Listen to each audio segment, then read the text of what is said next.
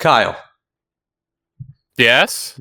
WrestleMania 42, Reefle's coming back to finish the story. My goodness. It's gonna happen. They've been building it up. They've been building it up. They keep robbing her. She's gonna finish the story. This is crazy. And can you believe it's not just Reefle. Let's not hate on my man Dorf, who's also fused in there somehow. So true. It was also back. It was crazy. One of the craziest moments in this ending sphere of the Great Claymore. Can you believe it? But, dear audience, you do not have to wait any longer for us to finish the story, because we have finished reading Claymore. This time, we are covering 132 to 155, the final chapter. And there'll never be another. It's very sad, but we have finished Claymore. I have put it on my anime list. I do have a score. I did do it right before we started recording. Oh, okay. I hope you haven't seen it yet. I have not seen it, no. Reveal and stuff like that. But my goodness, I read these maybe 4 or 5 days ago, and I'm assuming you read them all about 10 hours ago? Yep, exactly. My goodness, so they'll be very fresh in your brain. I'm pretty sure I got it. I was skimming through some chapters before this, as we always do. We just got to get into the overall thoughts section here, my goodness. You want to go first? Oh, I guess I do. I will say one thing I have been talking about in the past discussions, that Claymore has not made me cry since, Teresa backstory. But I cried for Clarissa Miata. I'm very happy about that. Oh my goodness. Which, shocker, because I did not take them seriously at all. But somehow they managed it. But I don't know. I'm looking forward to this discussion because I really want to like this ending. But I felt like it kind of fell flat for me, unfortunately. Which, for reasons we'll get into. I think the ending was pretty good, actually. I remember last time we came into the discussion and you were a little bit, you were more positive and I was a bit more negative, but by the end we had swapped a little bit, so we'll have to keep track of that today. I ended up giving it an 8. I don't think it kind of the toiling 8. Between. Yes, I was at least toiling between an 8 and a 9 at various parts. I don't know. I think that might not even be true. I was about to say, this might have been the most exciting part to read. But I feel like maybe the winner stuff, what was that place called? The Battle in the North? Whatever. Yeah, there was a place. Started with a P, I think. Whatever. Yeah. That was probably more exciting to read. I don't know how I feel about it. Was definitely engaging is what I'll say. I don't know how I feel about all the separate moments. What's interesting is there is a lot of different moments. There are sort of little segmented different fights and stuff like that. Most characters definitely got a place to shine. We had some character deaths, but not too many. There were some rather shocking things at the end.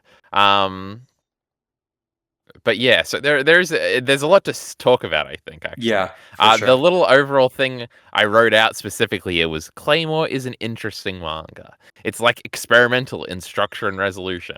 And I feel like that is kind of the, what do you call it? Like not the epiphany you're left with. The impression, that's the word. The impression I'm left with when thinking about Claymore is that was wacky. How it does things, how it handles character importance, I guess. How it handles fight structure, how it handles tension, like which characters are important, like how we resolve things. All these things are very interesting and very different, I think, in a lot of ways. It doesn't leave you with like the best types of like experimental or subversive things. Leave you with this great satisfaction that you've seen something great and that everything should be this way or something. I'm not necessarily left with that. That's why it's more like interesting than it is like 10 out of 10 fantastic to me, I think. But I guess we'd have to go through a lot more specifics here. Yeah, and I'm not sure where we want to go first. So my goodness, I'll end my little chronological overall thing there. I'm down to just jump into that. Because we start with this battle here. Actually, do you want to do your usual recap of events?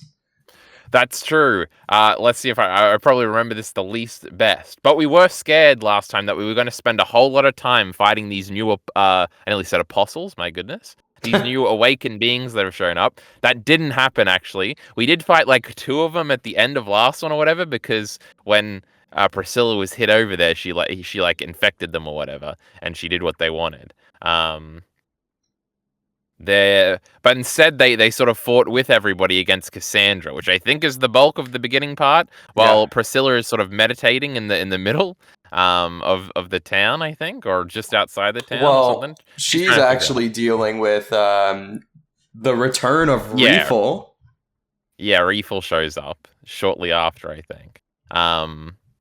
Who Reefel, I guess, was in the big blob thingy. Though the twin monster didn't ever come back, which was interesting. But Reefel definitely did reappear. She wasn't really acting like Reefel. She did speak a little bit, I think, right? Yes, she did. Yeah. But she had a lot of Dolph's powers. You know, they were in love and stuff, so they became one or something. And she was beating up Priscilla, and she was of equal strength, our great watchers on the hill kept saying. So that was very interesting. But I have a feeling you have more to say about this than maybe I do.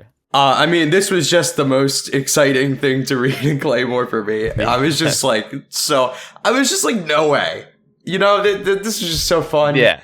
And the design for her looked really cool. The fight between her and Priscilla. The fact that she was like, you know, going head to head with Priscilla. I mean, honestly, sadly, when she loses again, inevitably, it is this like, it kind of fizzles out again. Like, it felt like her first death. Her end was abrupt. Yeah, where it's just like, oh, okay, it happened. I know. But it felt like good fan service, I guess, to have her there. And I think a lot of this ending kind of felt like fan service, which is interesting. I would agree. It was like her appearing. I had something specific to say, but then it left me for a second. I just remember her end being abrupt. I completely forgot what I was going to say. I had something to say about Reefel. But I'm completely lost me. Tell me what I was going to say. It felt like she was sacrificed to the altar of Priscilla to just make Priscilla stronger once again. Because it becomes a thing about how Priscilla has like unlimited energy or whatever. But then she starts sucking Priscilla's energy. And like that counteracts it. How did she beat her in the end? I remember her getting chopped up. Oh, she became a Claymore again. Yeah, So Reefel was kind of the way of forcing Priscilla to remember her past with her family. Her father was a Yoma, killed her father, and then... Well, we get this sort of incrementally. Well, that's true. That is true. I guess we can talk about all that now. We see the first part of her killing her father, and then, later... it's revealed to her, well, to us, I guess, that she ate the remains of her yomified father to survive, which is really messed up. Is part of the reveal that he wasn't a Yoma and he was just like a crazy guy? No, it was more... that would be ridiculous. It was more like... I'm pretty sure they say that, right? No, what they were saying, at least my interpretation of that, was that they were saying because Yomas are humans, they're humans who have been given the Yoma power. She recognized after killing him that, you know, despite being a Yoma, that ultimately was her father still. It wasn't like a Yoma pretending to be her father. And that's what she was kind of blocking out. That's what I think it was, at least. I don't know if... No, that does make more sense. Because I was like, he did have the Yoma face. Now, maybe that was just like misdirect of like, you thought, but it was just a crazy guy.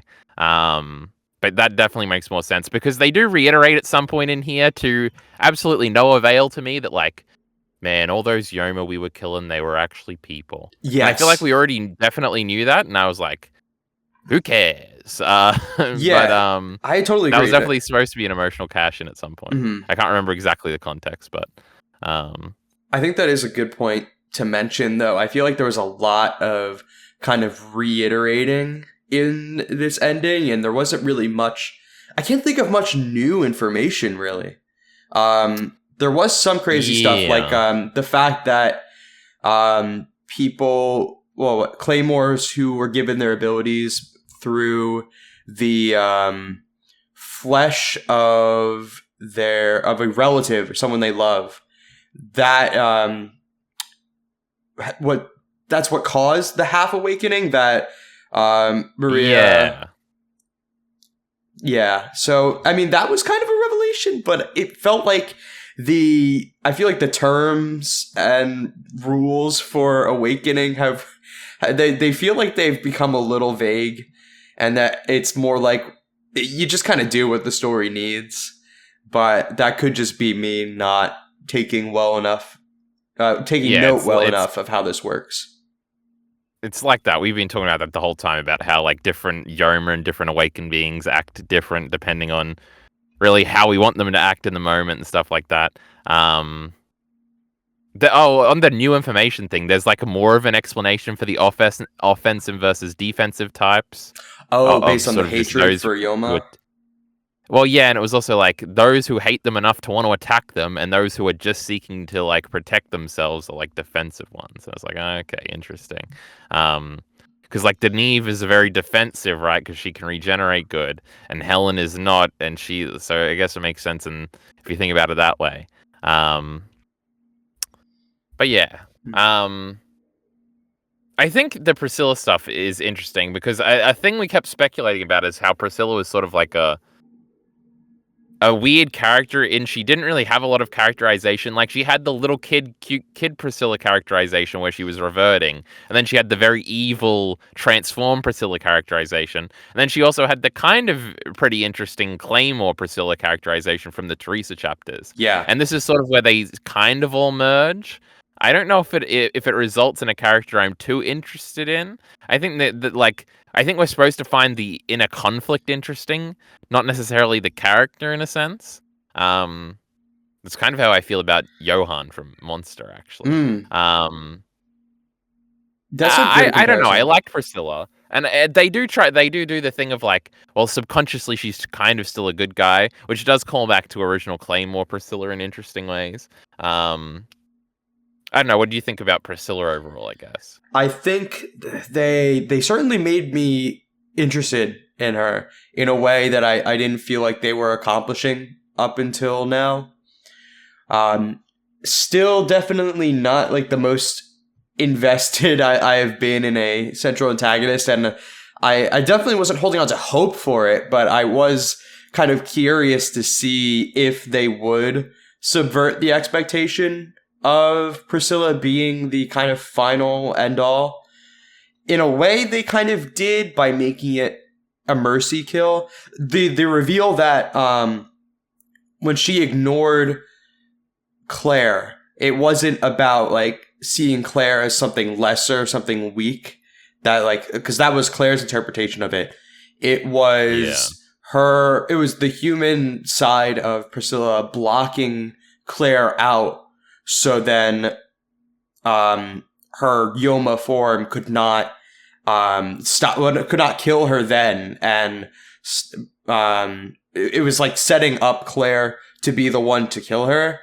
So that was a cool thing. Actually, there's a lot in here, especially around Priscilla, about love and hate. It feels a little surface level, but there's definitely Yeah. something they're going for where, what Claire interpreted as this like hateful ignorance towards her presence. It was kind of more like it was protection, it was love, and what They we'll get into Claire's awakening at the end, but there was definitely a love versus hate thing going on there too.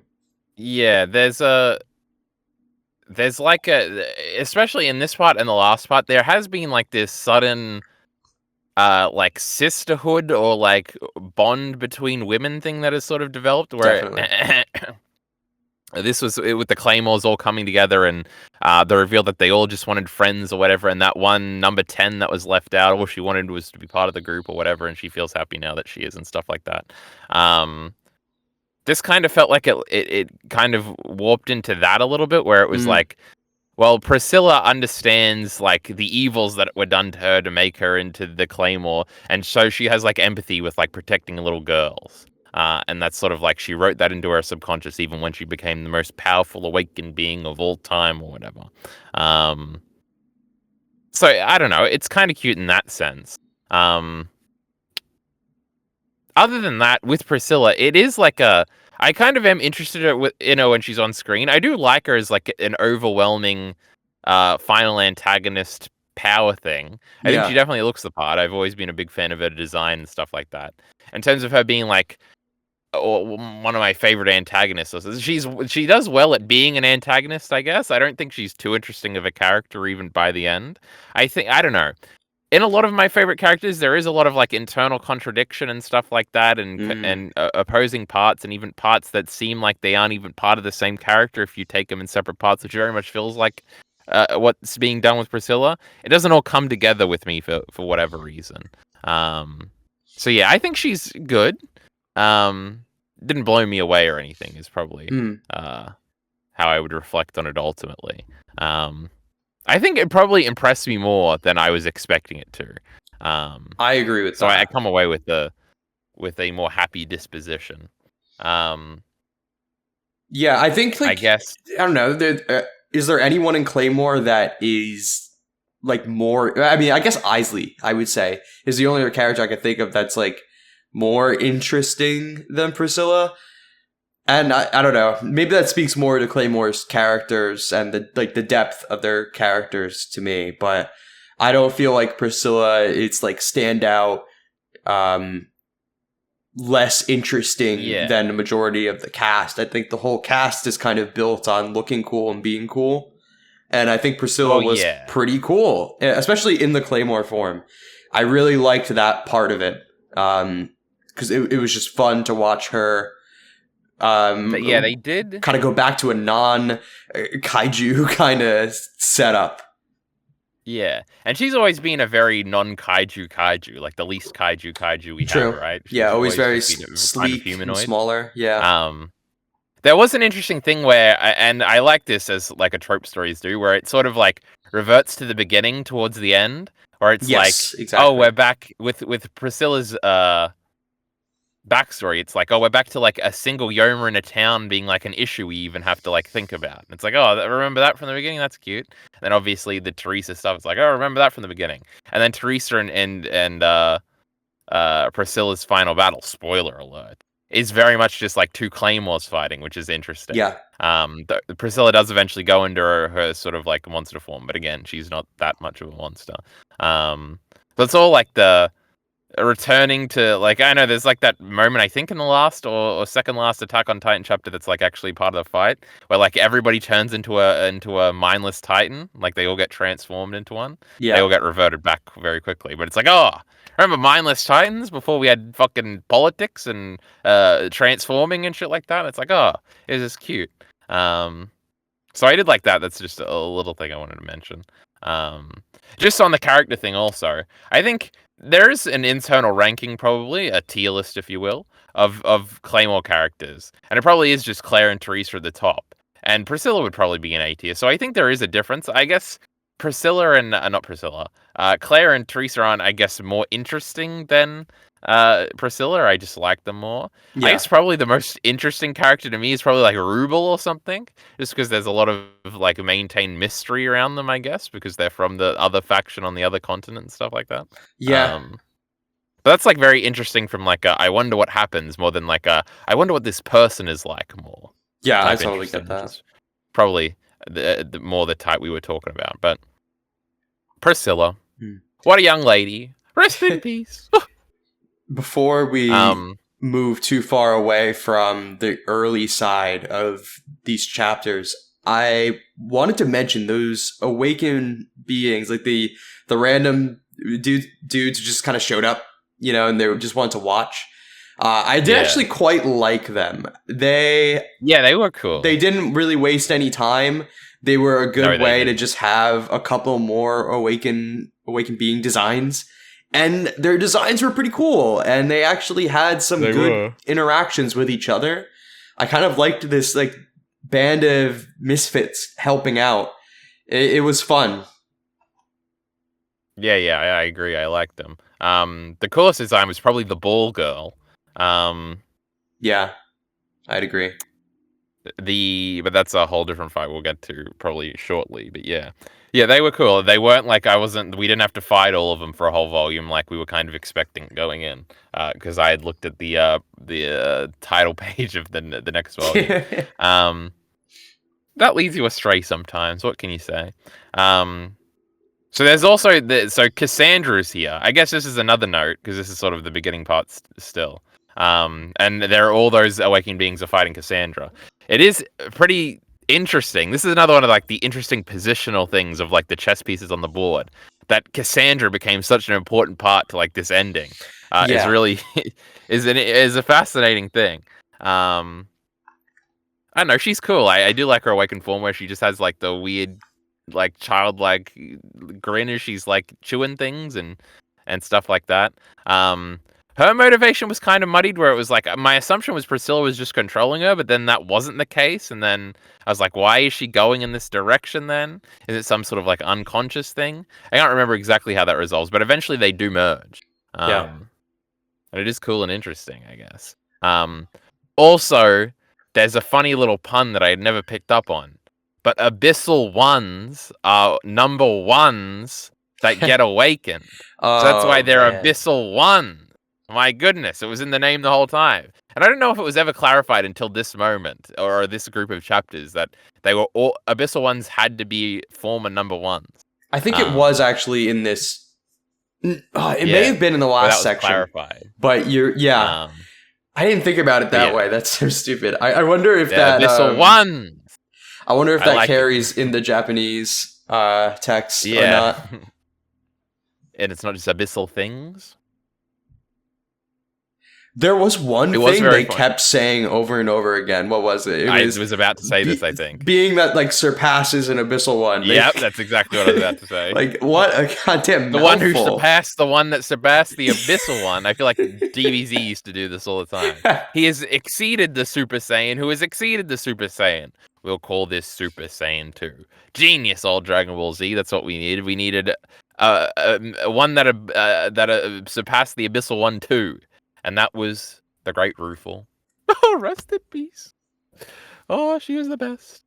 Anyway, it was cute that she got a shout out, but we kind of already talked about that. Yeah.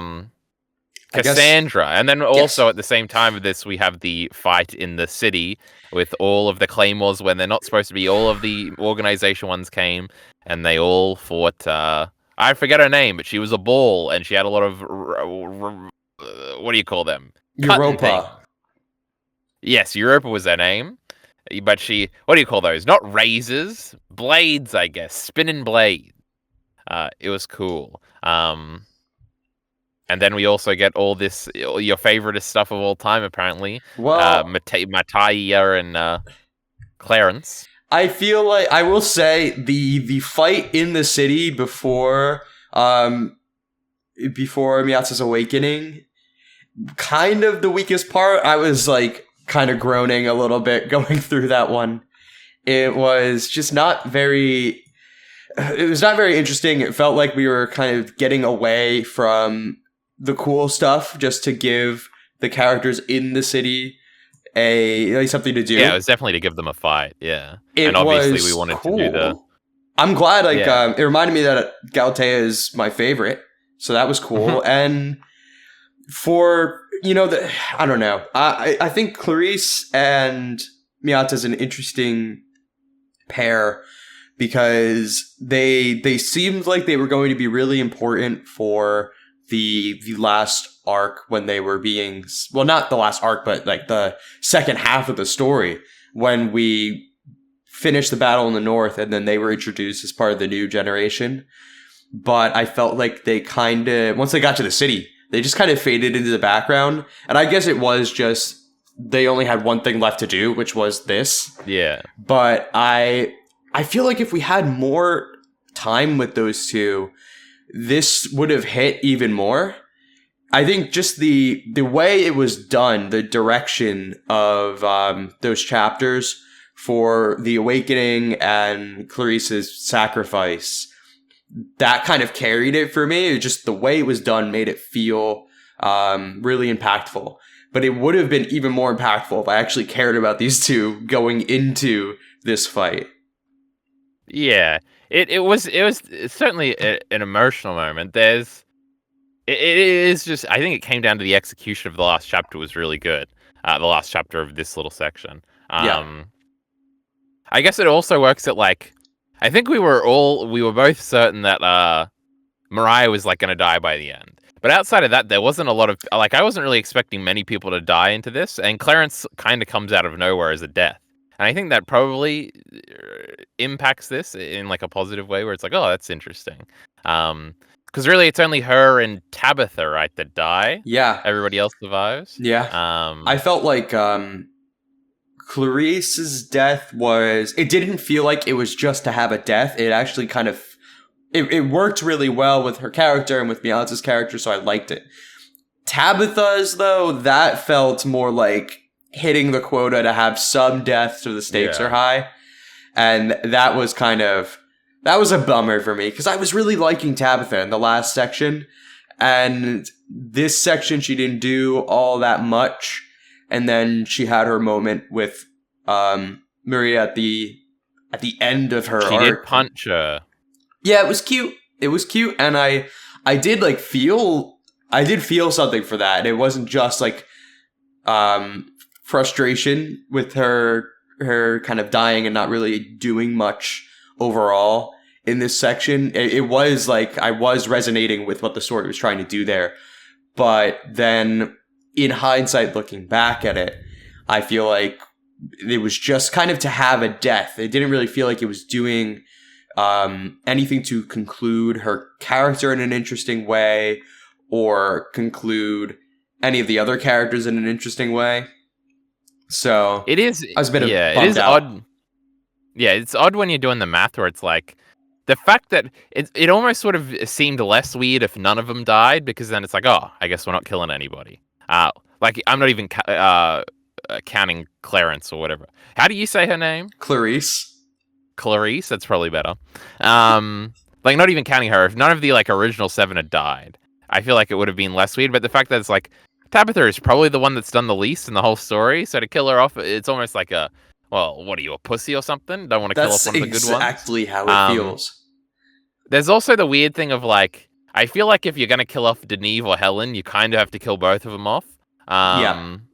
And I didn't feel like we were ready to do that. And also, I would have actually cared a lot more if one of them had died. So I'm kind of happy that didn't happen. Mariah, just because we did the death fake out to have her die again, didn't feel right.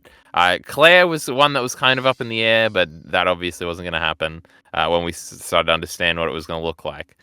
So it's like, either like you should have killed all 3 of the background girls or just the one. But even then, we've already had the fake out for the other one, and Yuma's probably the one out of the 3 that's had the most to do and been the most interesting. So you probably don't want to kill her off. So I don't know. It's like choosing that Tabitha is like it kind of makes you think about like the weight of the machinations of the story, I guess. Where it's like, seems like a pussy maneuver. I don't think you would think about that unless. Thing. But I think, again, it was executed really well. I do like the death scene and stuff like that.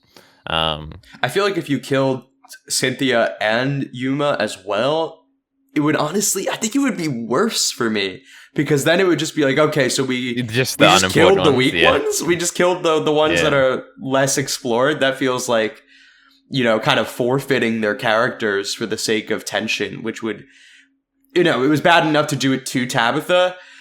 Having it done to all of the lesser of our group would definitely suck. Because I don't know, I like those 3 a lot. I really like Tabitha, Cynthia, and Yuma. Yuma honestly is kind of an MVP. She does some crazy stuff. Yeah. despite her lower rank. There is a part where Teresa monologues like Claire's feelings for all the girls. And I that love was that. cute. I just remember that where it's like, Yuma, you're weak just like Claire, and she likes that about you, love. And then moving through the others, I just remember the Yuma one very specifically. One of them was just an insult. I can't remember if it was Helen or Deneve, but it was funny. It was Helen. She said, "Claire thinks you need to shut up sometimes." Yeah.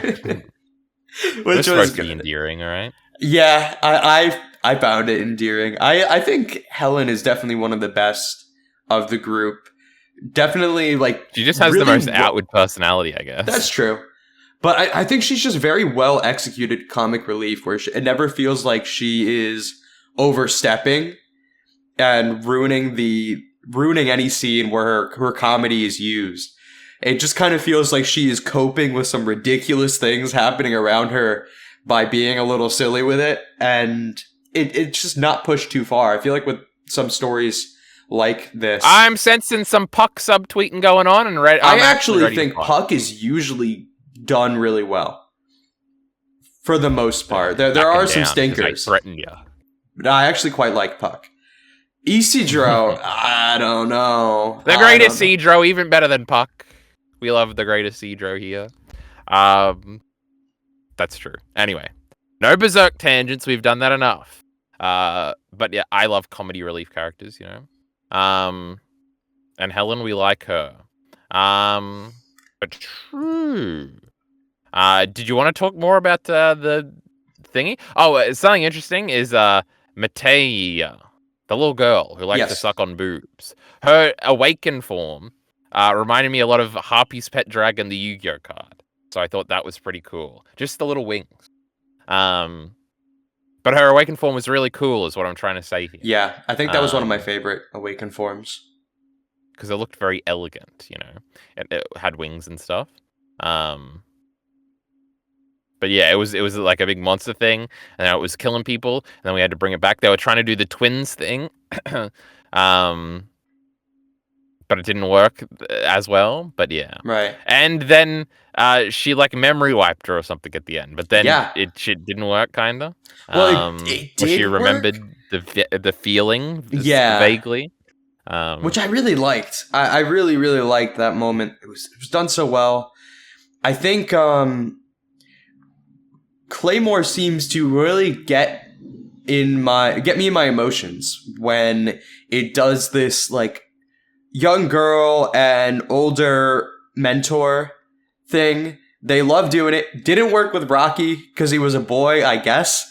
But like when it was Claire and Teresa and now Miyata Clarice, it's whenever they do this, it just kind of hits for me. Yeah, it is. A lot of the bigger relationships are like that, so it's cute. I guess the only other big one that isn't is like the 7 girls. It is interesting. I guess Isley and Raki is like the only boy relationship like that, but there's not too many big emotional moments between them. Yeah, though it is a good relationship. I really liked. You will love this Isley guy. He's great. He just has the charisma. He has the intrigue. Even like to the very end, he is an interesting character. Especially like, I don't want to go too far ahead, but we couldn't have done it without him. Yeah, he really saved the day. Leave it to the man to save the day. Mm-hmm. We love men saving the day, and that's why we love Claymore. Now, I did do some sleuthing because I finished a few days ago, so I did watch some videos.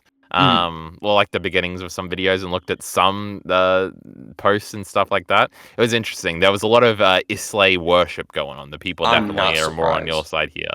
They like this guy.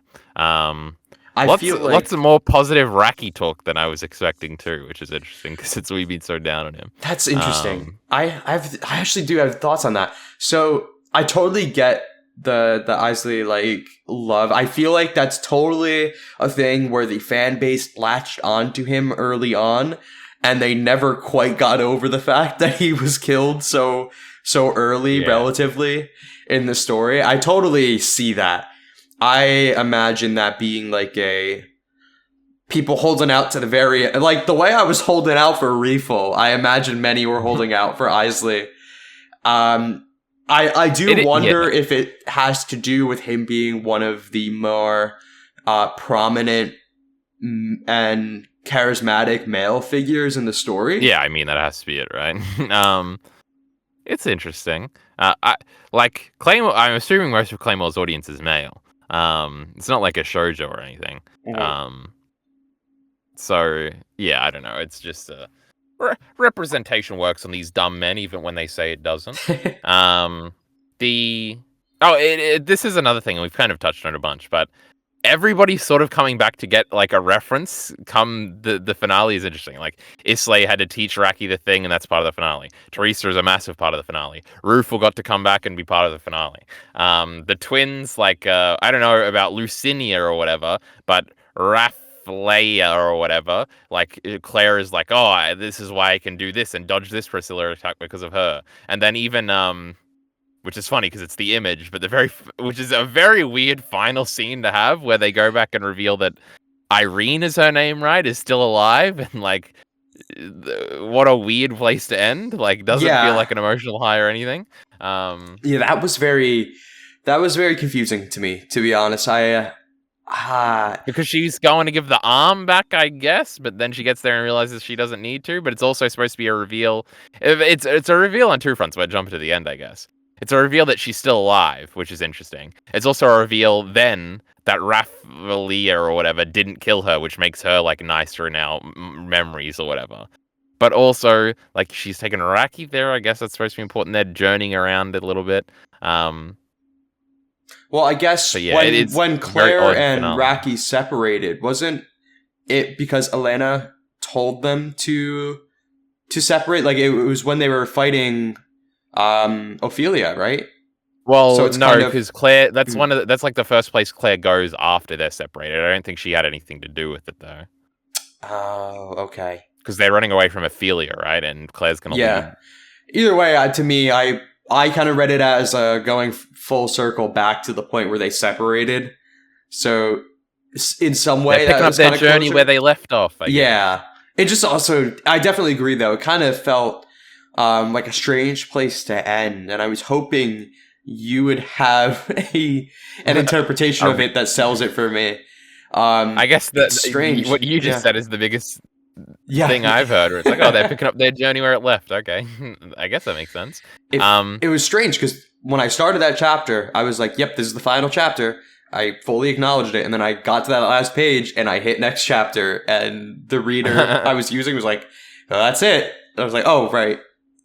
It just did not feel like a final page, but it's just a weird thing to be the last piece of closure. It's a good piece of closure, and I liked it, but it felt like there could have been a different focus for the end. I don't know. I don't know what I would have preferred, though. To be honest, everything had already been I don't know, resolved. Even if they're just walking some indescript place would probably work better, I think.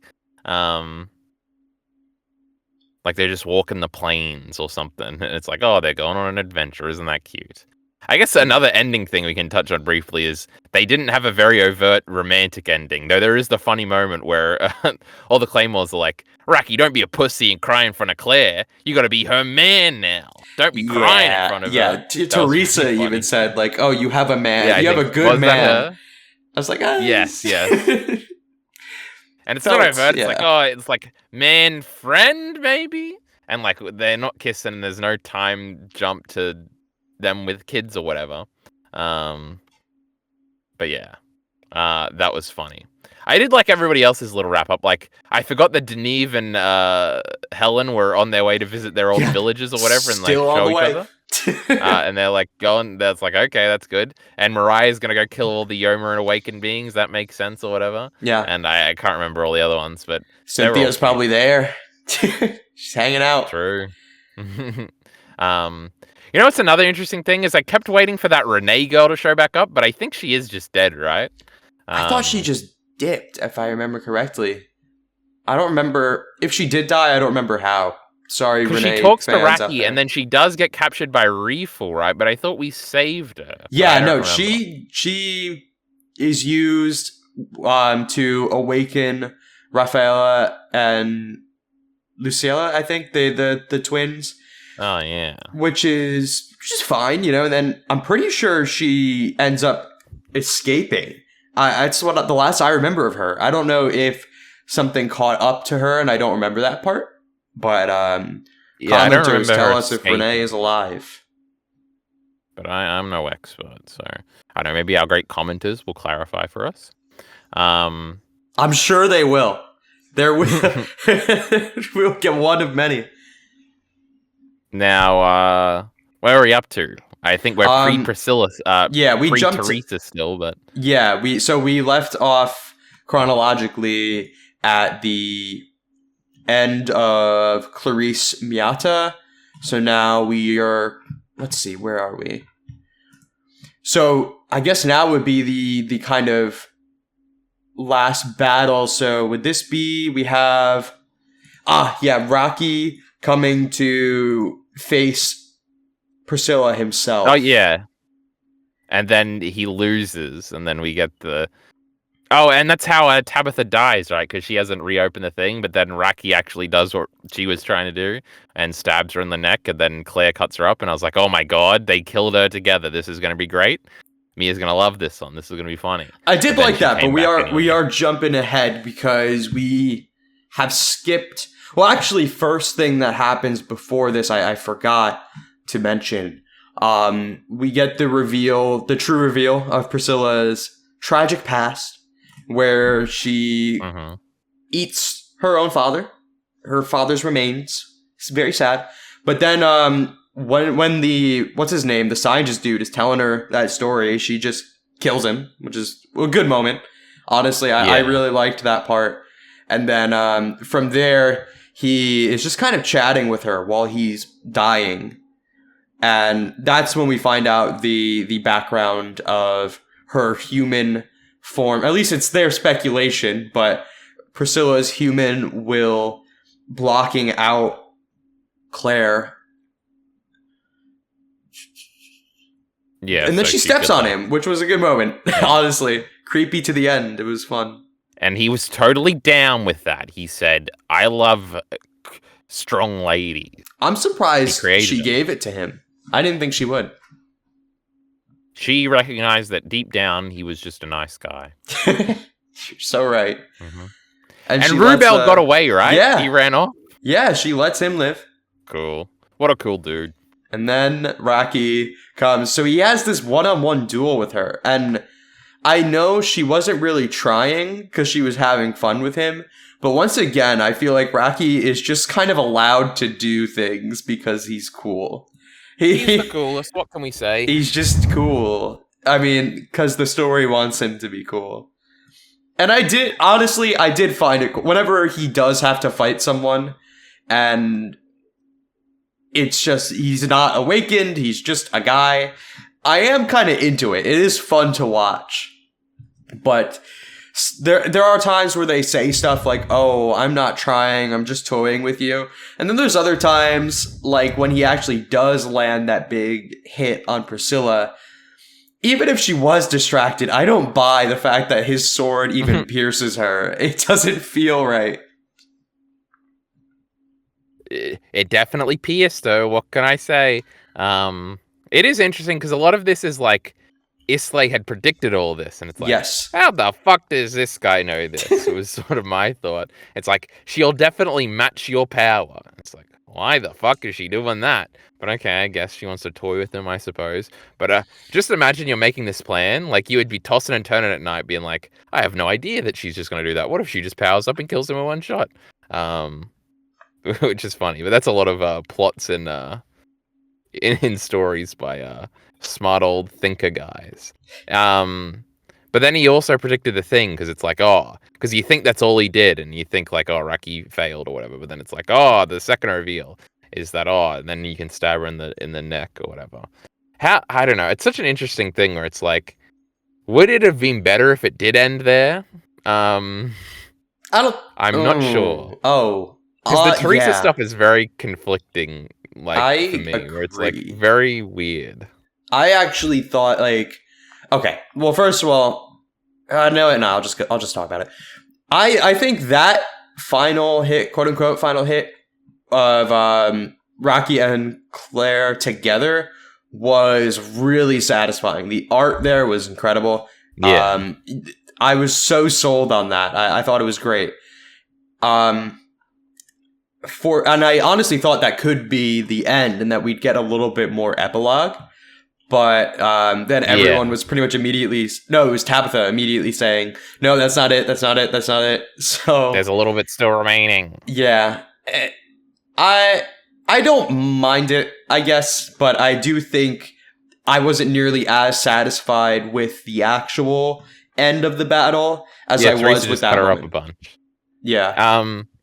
It is interesting. It's like, why have it be so satisfying? The idea is, I mean, it's just because he wants to have the Priscilla moment, the Teresa moment afterwards. But he Yeah. also wants to be like, but Claire and Rocky did do it. Because the actual ending is like, this great Claire we've been following this whole story did fucking nothing. Yep. And they try to say, like, it's only because of Claire's will that all these factors were brought together. So really but really, It's like, we okay. wanted Claire to cut up Teresa or whatever. Not Teresa, fucking Priscilla. Get the names right, goddammit. But yeah, I don't know. It's like kind of trying to have two satisfying endings and get away with it, I feel like. I agree. Did you at any point feel like Rocky was actually in danger? Did you think he was going to die? No, not really. Yeah, I wasn't sold on it either. No, because he was cut up a little bit, right? Yeah, I mean, Priscilla, like, seemingly destroyed him, but she held back subconsciously or something. That's cool. Thanks, Priscilla, for that. Now we get more Rocky and Claire adventures in the sequel series coming soon, I'm sure. It'll be called Rocky. Oh yeah, that's the real show. Do we talk about Teresa now? I mean, we get there. I do like this thing that they did throughout the whole story of Claire taking people's techniques, but not again, like, kind of similar to, what was her name? Was it Roxanne? In the last section? Yes, something she was like that. stealing techniques. Yeah, yes. stealing techniques, and Claire kind of inherits it by, inheriting the kind of will of those people, and it's like, again, a love versus hate thing. I like the way that was used to the end here, and Teresa kind of felt like a extreme version of that, but yeah, I don't feel like it landed. What do you feel? I mean, I feel like it's really cool. It was cool, honestly. I mean, I was like, it was definitely a really exciting moment when it first happened, when I first realized what was happening. Yeah, because I think I was saying this all the time last time, where there's got to be some sort of Teresa Priscilla moment, because Priscilla has the whole thing the whole time where she's like, she can't quite remember why she's interested in Claire, and obviously at some point she's going to realize Teresa. And I thought they were going to have some sort of spirit something, and she would be summoned for a second or something. And also, obviously, there was the Claire and Teresa like religious thing or something that had only been teased a few times, and they didn't really explicitly call back to that too much, except the statue or whatever did have angel wings, and so does Teresa's / Claire's awakened form. But yeah, it really feels like, I actually wrote this out. Let me read this. I said last time I was expecting a Teresa moment. Teresa must have started off as just an explainer in Claire's backstory, but at some point the author must have realized that it was the best thing he had done, and it was like his most popular thing. So now it's the climax of the series. Do you think all these dead characters coming back was just a pretense so this wouldn't seem forced? Even though it was completely different to the other dead characters coming back, which was just all the other number ones. I don't know, because the whole residual energy thing, they do kind of play on it a lot, especially with, like, you have not specifically with the other number ones coming back, though that clearly in hindsight was set up for this, because the whole time you're seeing that and thinking like, oh, what if they brought Teresa back? Yeah, when's Teresa gonna be? Yeah.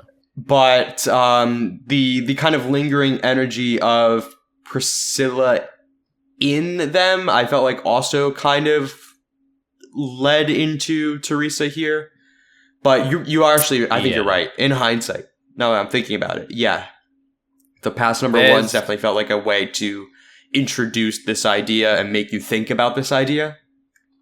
Yeah. There's also the like. So what was Claire's like awakened form we saw beat the lion guy then? That didn't look like Teresa. Well, I guess that's because it's definitely a love versus hate thing again. You know, like that was like, because actually, you know, this actually leads very well into something we skipped. Claire has this internal monologue right before her and Rocky kill Priscilla the first time, where she has in her head talking about how she's grown weak, how because she's fighting with all these people and fears losing them, fears dying, it made her lose her strength, but it kind of brought rise to a different strength. The power I gained in return roused my cowardly soul. I thought this was an incredible moment. This was definitely like the best Claire moment in a long time, and probably in the whole manga for me. But I think I thought it was. Well, go ahead. Well, I was just gonna say, I thought it was an interesting point of like, because it's kind of the Guts story when you compare it. It's like, oh, he was solo 100%. And now he has friends, and then he's solo and now he has friends again, and how powerful. And there's a lot made in Claymore, specifically in battle, where it's like they do work very well as a team. I think every bad guy like comments on it. It's really interesting and it's cute. Whereas Guts is more just like Shurikei's there to like stop him from berserking out or whatever. So that kind of helps him in combat, whatever. The part there about what was it about Claire? Oh, how like now that she has like she doesn't want to hurt the people around her, but she also doesn't want to die because she's more attached to people. Whereas before she was like, all I have to do is get to Priscilla and like awaken and like kill myself, and then I'll kill her and then I'll be fine. Yeah. It is a cute little like take on that where it's like I like she was going in willing to sacrifice everything, and that sort of like subconsciously explains her like loner behavior and how she didn't really get close to people and she tried to get rid of Raki at the beginning and stuff like that. It's also kind of really stupid though, because it's like revenge stories like this where it's like they dedicate their whole self. Like with Guts, it's more like Guts is just sort of on autopilot, and he's very clearly has things he should be doing right now, but he's not. He's just like chasing Griffith's shadow to all these battles or whatever, and Griffith isn't even in the same realm as him at the moment. What an idiot. But here it's just like she doesn't have anything that like she never had a life, and for it to, I guess that maybe explains it better, but it just feels like stupid. It's like she should like want to kill this person. I don't know. I guess revenge stories are usually a little better when it's like they have something that they're ignoring and is like they're destroying in order to get this revenge. So there's like a thing where you're like, stop doing the revenge and go do the other thing. Like, this is stupid. But also the characters can like justify it inside themselves with like, I just have to get revenge, then I can go back there. Now, if that ever happens, it's always like the thing back there has changed a lot and look, you fucked up everything. What an idiot. But it just feels like Claire has like no plan and is stupid, which I guess fits with her character a little bit. She's very bullheaded. We say that a lot. So maybe it does work. I just think it's like, I guess whenever she's explaining that mindset, I'm like, this makes her feel like a silly manga character or something. It doesn't make her feel very real to me, I guess. I think you make a really good point. Sometimes. Yeah.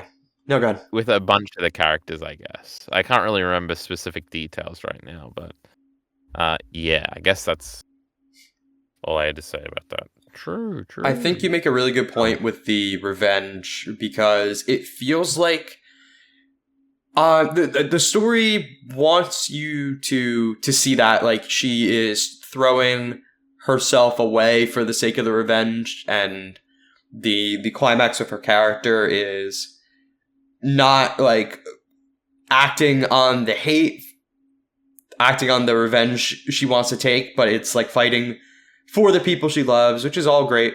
But both of those kind of have the same outcome of killing Priscilla. I think that's kind of where you make a Yeah. really good point that it's not Yeah, like there's no conflict. she's not like failing to accomplish something else that's important because she's so focused on Priscilla. It's just the context of how she kills Priscilla, ultimately. And I guess Yeah, it is. she kind of isn't the one to kill Priscilla, and maybe that's kind of part of it. Teresa kind of spares her the revenge, but Yeah. it doesn't really I really think work. the Teresa thing is just like Teresa moment would be cool. It definitely feels like really everything does feel like that. would have like worked better, more rounded thematically or whatever if that hadn't happened, or it had just been a quiet moment where like Priscilla in her delusion is seeing Teresa and Claire, and that's when she remembers what happened, and then like some sort of father-son Kamehameha thing. You've seen Dragon Ball, right? Yeah. Okay, No. yeah, with Teresa But and yeah. Claire or something. That could have been like, I feel like that's probably but I also do think it's like easily the coolest aspect of the finale in some sense. So I definitely understand the pull to do it. I think, and doing it is such an interesting like um idea. It's so weird. So I like it like that, and a lot of Claymore has been weird. So I kind of like it as it's like part of Claymore's identity. I don't think it ends in like a rounded good story there. And that's why this is sort of what I said at the beginning, where like I think I'll always reflect on Claymore as like I was doing some interesting things. It didn't really work all the time, but it was doing some interesting things. Mm. It's not your average series, but I also don't think Claymore is ever sold as that, or it's like it's not sold as like it's gonna do some weird things with the positioning of the characters on the board or something. I feel like it is just it's female berserk, and so yeah, it's weird. I'm assuming that's not what most people get out of it. Because if you do look at it as like a story that's trying to go very straightforward, it does kind of fall apart, especially at the end here. But that's not how I view it, so I don't think it falls apart too much. I don't And think it generally, falls from what I've seen, people apart. seem to Yeah. generally like the ending. So Okay. Yeah, that's interesting. I have avoided trying to gauge how other people have thought about the ending. I kind of wanted to hear your thoughts first. I I I am the don't most know. I important. Because this is one of those endings where I read it and I can kind of feel like I enjoyed reading it, but I feel like people probably didn't really like it. Like this is kind of how I felt reading the Vinland ending, where I mean I've come around more on it now after thinking about it for a while, but it's one of those things where as I'm reading, I'm like, ooh, people probably didn't like that. Where I'm thinking of, rather than just enjoying it for myself, I'm just thinking about how other Yeah. people probably felt. That meta cultural aspect is always Yeah. there. Yeah, I mean, I had that entirely with Attack on Titan, except it was heightened to the extreme, and it ended up actually being bad. So that was crazy. As in, like the reaction to it was very bad, not that it was bad itself. It is always a funny factor where it's like it's just the context in which you consume it, right? Mm. It kind of I was just thinking there recently because the meme is that like no manga has a good ending. And it's funny because I'm like trying to think of one I really like right now. And it's like Vinland Saga was okay. Attack on Titan, I still like. I did like it for a long time, but the more I've thought about it, the more I kind of might not like it as much. So that's interesting. I guess Devilman has like a tremendous, like iconic ending. So I guess I found one. Even and I did this a little bit where I compared. I've mentioned Full Metal Alchemist a few times in this, I think. Which is a manga that I gave a 7. So I would say generally, if we go by scores, I liked Claymore more than Full Metal Alchemist. Full Metal Alchemist does have a very traditional, rounded, like good ending, though. Yeah, I agree. So that's interesting. Not very experimental with what it does with the players on the board. In fact, it was disappointing to me in some aspects which characters were focused on and which characters weren't. I love that Olivia girl. Can you believe she was doing a side mission with her dumb fucking brother or whatever? Unbelievable. But yeah, I don't know. Endings, what you do with them, who knows? I mean, However can I tell? let's see. So I kind of didn't even finish this point earlier. Now that I think about it, with the two different awakened forms for Claire, like the actual Yoma one and the Teresa one, So what I'm thinking is that it has to do with her priorities, her being more focused on love and bonds and So not you think she has hate. two? I It's like think it's like literally because she was created with a with the flesh of someone she loved, right? Someone who was already half Yoma.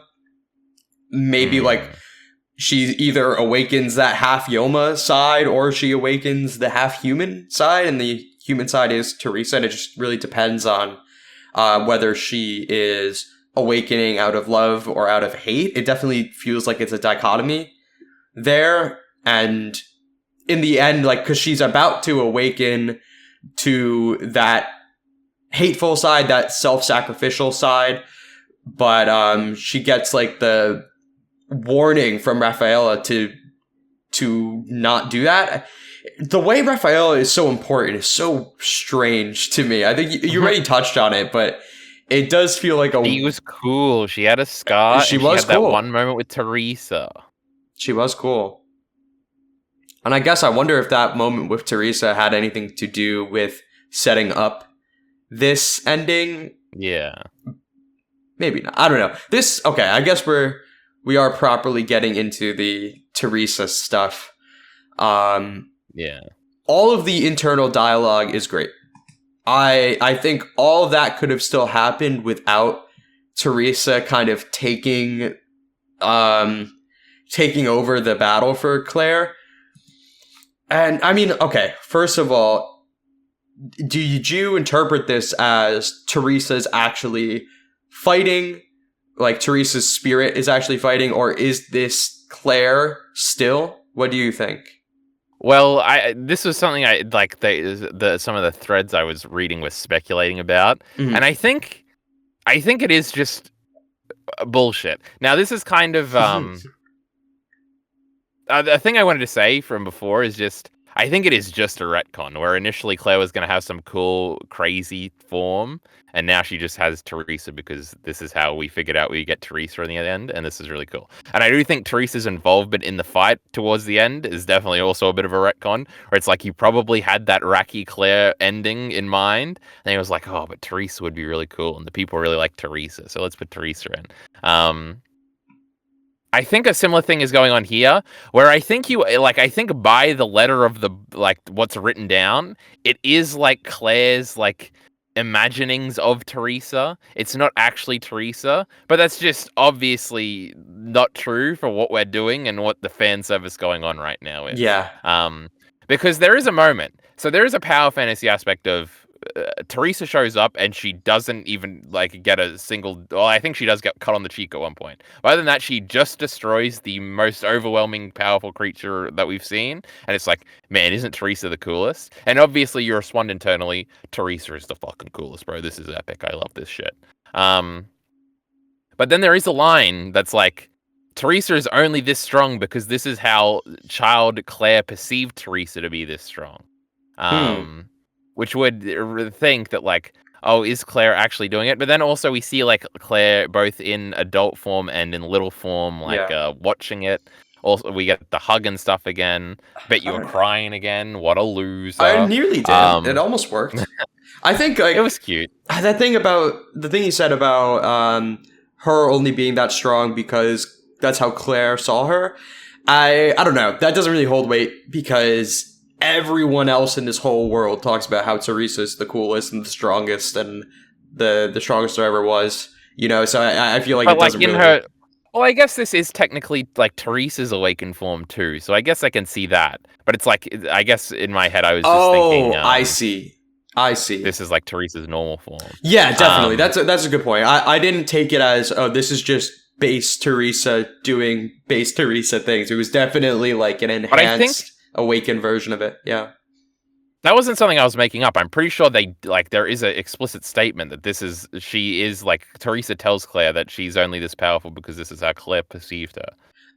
I wasn't saying that. I think I got that from the manga. Did she say that? I might be misremembering. Because I remember her saying, I'm only this powerful because of the bonds that you've made. Like, it was like Claire's internal strength and and Will making Teresa this powerful. That's what I remember. But it is also possible that I I don't missed know. that one line.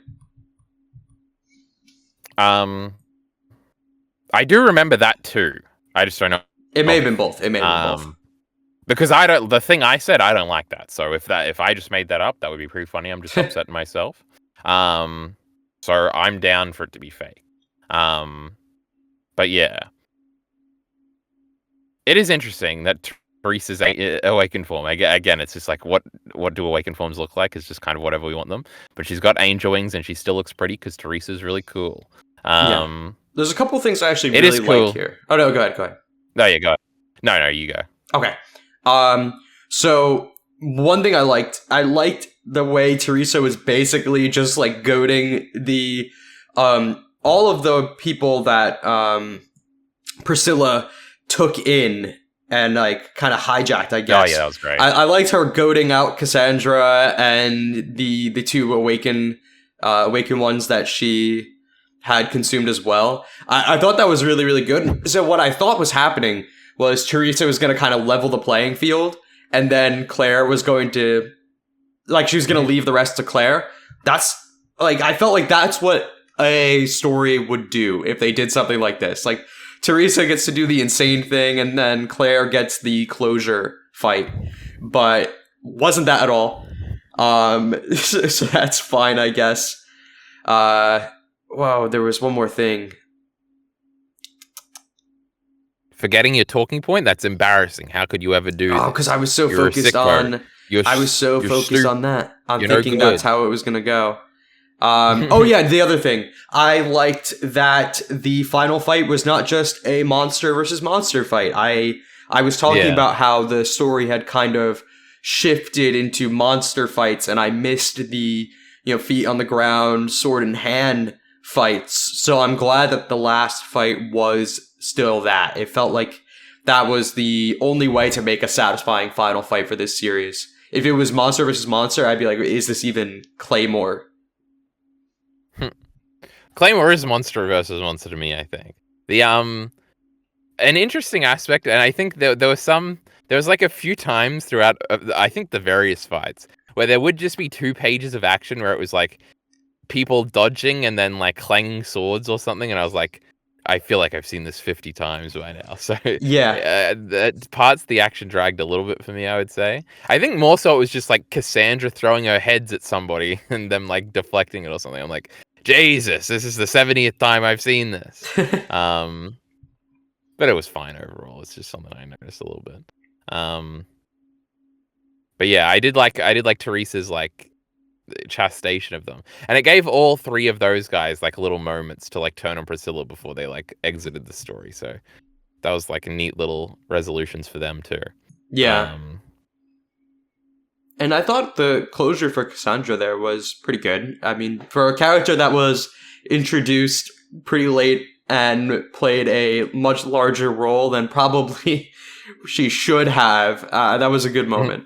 And I liked how I like the stuff they did with how everyone trying to kill her reminded her of the way she died before when she was still a warrior. Yeah. And I like. And there's that one moment where she stood up straight. I was like, "Whoa!" That was pretty cool. And I liked how right before Teresa killed her, she like thought about her friend that Roxanne had gotten killed, basically. That was good, and it felt like good closure for her, and Teresa kind of freed her, so I liked that. And honestly, if the Teresa contributions were like just freeing these characters and then having it be Priscilla alone once again, I think I would have liked that much more, and it wouldn't have felt like she was taking the stage away from Claire as much as we were just getting a cool fan service Teresa moment before we end the story proper.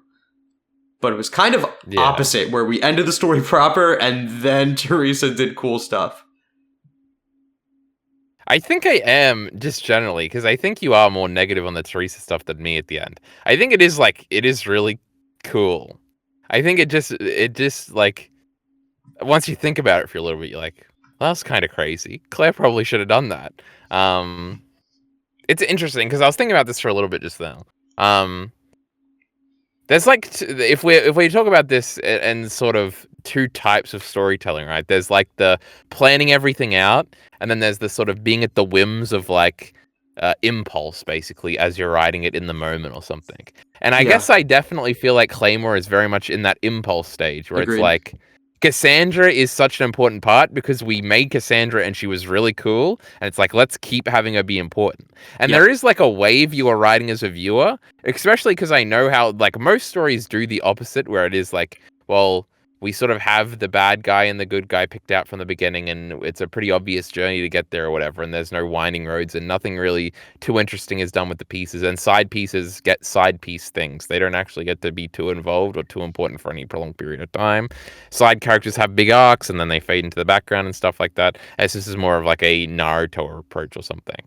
And there's obviously merits to that and detractions to that. I think a big detraction for that is sometimes a character will sort of catch fire and it's like, oh, but they were only supposed to have this limited role. And if you stick to your larger plan, which you would think would be a virtue, you sort of miss an opportunity there. And it Mhm. can definitely alienate people who have gotten very invested in them. And it also feels like you're fighting a losing battle against the machinations of the story, where it's like, oh, this cool character just got introduced in like the third act, but like they have to have a minimal role because we have been building up something else for so long. So Cassandra has to die when all the other number ones died and she can't go into the future or something.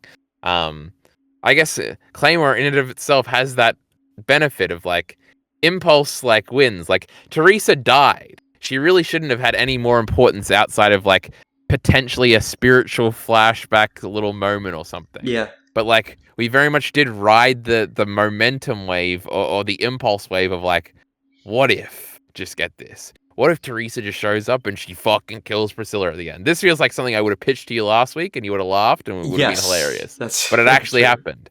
And I respect it. I do respect it in that sense. But it does have the opposite downsides of that other style where it's like, well, now we sort of feel like we were invested in Claire for a long time and she Mhm. didn't really win in the end. Like somebody did it for her and then she kind of like there's a lot of imagery of her being a little girl again, which feels like something we've kind of developed out of for like 120 chapters or something. And here she is in that role again and she continues into that role. That's kind of interesting and stuff like that. So there's obviously downsides. I think the safer option is probably the former rather than the latter Claymore side. And I Yeah. guess the only thing I can think of that I think does a great job of sort of doing both is like Black Sails. Or it feels like there is an overall plan, but it feels like it falls to impulse. Because there is always those moments, and it's a very palpable moment, where you realize that like a character's role is only such a thing, and even though you love them, and it's just like it's like when the cool side character is fighting the main character or something, and you're like, well, the main character's gonna win. Like But like, Reeful wouldn't it fighting be Priscilla. fucking yes, wouldn't it be fucking? I guess Claymore failed in that regard because they didn't have Reeful win or something crazy like that. But it is like, man, what if in the semifinals of the World Martial Arts Tournament right now, what if Krillin just did a backkick and fucking Goku fell on the fucking ground? And Krillin's got to fight Tien Shinhan for the honor of Master Roshi in the end or something. It's never going to happen. And you're watching that fight the whole time knowing it's not going to happen, and there's like a depressive aspect to it, and you're like, man, this story's fucking cheating my boy Krillin out of it or something like that. And Claymore lends into it. And I guess Black Sails is the thing where it feels like it knows I guess it feels like there's a disconnect between creator and audience member in those aspects, where it's like, Mm. now the Krillin example wasn't that good because you don't really feel that way about Krillin, but other examples, there are examples in Naruto and things like that. But I don't know, Black Sails feels like it understands the impulses that you will have, and then it does capitalize on them, while it also has like its overall story that somehow feeds into it. Very well structured, that silly Black. Did you ever finish Black Sails? No, actually, Claymore kind of took Embarrassing. over. So after finishing Shitty Claymore, Claymore. I'm going to finish What are Black we doing Sails. here? My goodness, exciting times. That's my stupid diatribe about Claymore being impulsive, I guess. It And is that's what makes it an interesting manga. it is definitely impulsive, and I feel like there's actually one line that was said pretty early on in this set of chapters that I was thinking about since finishing the ending. It's when Priscilla and Reeful are fighting, and you have the two organization guys talking about it, and the scientist dude is like, he's saying like, Um, it was just talking about how exciting it is when unexpected things happen, and it feels like that's the entire Yeah. priority of Claymore. It's just going to pull something out that you don't expect it to do, and that surprise factor is the most important thing. When I was reading that, Yeah. I almost for a moment could have tricked myself into thinking that Reeful was gonna win, because that would be the most unexpected thing. It's weird because it feels like it wants to be surprising and unexpected, but a lot of the unexpected things kind of do just fizzle out back into Yes. what you figure is going to happen. It's not like the bad guy's gonna win, but it's like it's interesting how the good guys win. And this is actually an important point because I was just thinking about this. To me it never feels subversive in the way that like we think about things being subversive nowadays. It does just feel unexpected. It doesn't feel subversive like we're doing like this is like the hero's journey, but it's got a dark undertone or something, or like The Last Jedi where it's like Luke Skywalker is like grumpy or something, and like that is supposed to be representative of like a larger meta statement about like how the nostalgia and Star Wars fans are or something. And then there's like another thing like Chainsaw Man is very subversive, where it's sort of making fun of things as it goes, and it's doing the exact opposite, and it like applies realism to these tropes in like a crazy way that makes Denji really interesting. Like it doesn't feel like Claymore is subversive with an intent to comment on storytelling in general. I think it is just like it is the impulse thing. Like I don't think I would ever describe Claymore as subversive, but it is a very like different manga. But it's Mm-hmm. not different in like this is like a seinen story done with a twist. Well, I guess that is the pitch of Claymore, but the twist is just that they are women. But that doesn't even feel subversive. That just feels like what it is. Yeah. Like it's like a pitch idea. I don't know. It's interesting. Um, it's not subversive. That's like part of the appeal, or maybe whatever the antithesis of appeal is. It's Yeah. interesting. What a One wacky story. one Some thing you weird decision. said about you referenced Cassandra when you were talking about how the story kind of is very much impulse and going off of how things are received. I guess like keeping Cassandra around because Cassandra was well received. I don't know if that's exactly what you were saying. It may have been more like the author really liked Cassandra, Yeah, I think but more the author okay, getting into it in the moment, because I don't know how I much feedback you would have in the moment for fair, like good how point. like audience were received, and it doesn't give me that like feeling of like we're just like pandering to the fan base, even in those big fan servicey moments. It doesn't. I don't know. I guess there are times in stories where it feels that way. I guess like Star Wars movies or something would be the example. Um, it didn't feel like that either. But go ahead. You're in the middle of a point. Yeah. Um, to me, it didn't really feel like the author getting kind of like caught up with Cassandra because he liked her. It felt a bit more like the author really likes writing fights that are kind of complicated because there's multiple parties involved. It felt like he kind of wanted to Mm, have like a third element. I mean, I guess the other yeah. awaken ones were kind of like that, but he really likes a like three-party fight where you have like two people fighting and then one kind of rogue element that no one really knows how to deal with. And I mean, I guess Priscilla was like the stronger between her and Cassandra, but it was the idea of, oh, if these two come together, it's going to be real bad news. Yeah. So Yeah, that's I what definitely agree. Cassandra kind of felt like the purpose to me, and I felt like I felt like that was always the intention with introducing her, but it could be wrong. Could be wrong. Like the fact that I she can see survived that. that fight at the organization. Yeah. Like I feel like in a more traditional story, they just like they would have tried to stop her, they would have merged, and then Priscilla would have like her strong form. Um, but there is a little bit more to it. Um, but yeah, I can definitely see that because we have pointed that out repeatedly throughout the thing about the. I think it starts with probably the Ophelia stuff, where there is a big emphasis on three factions. Mhm. Um, And yes, I really hadn't thought about that.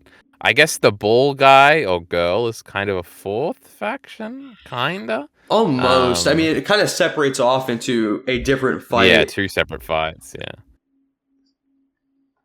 But yeah, I can see that. That's interesting. I thought the other Awakened ones would kind of be a fourth party to make it complicated, but they kind of were just part of our side. Yeah, they kind of played it.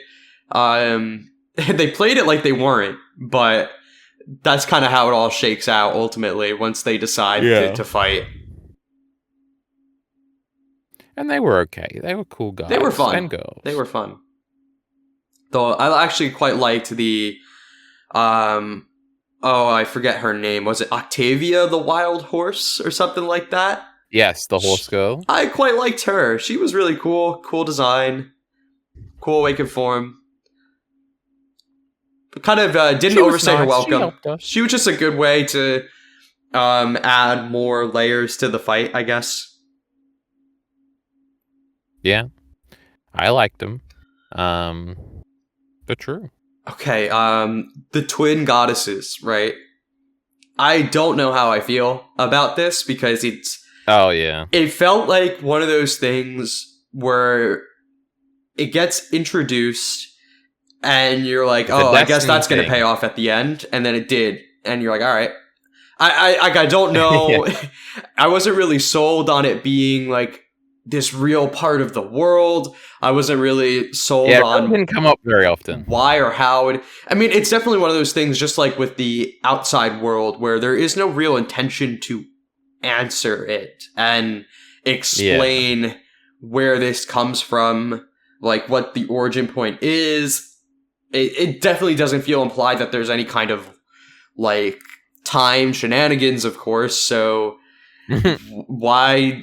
God, I wish we had time travel. That would have made the ending good. Yeah, I don't know about that.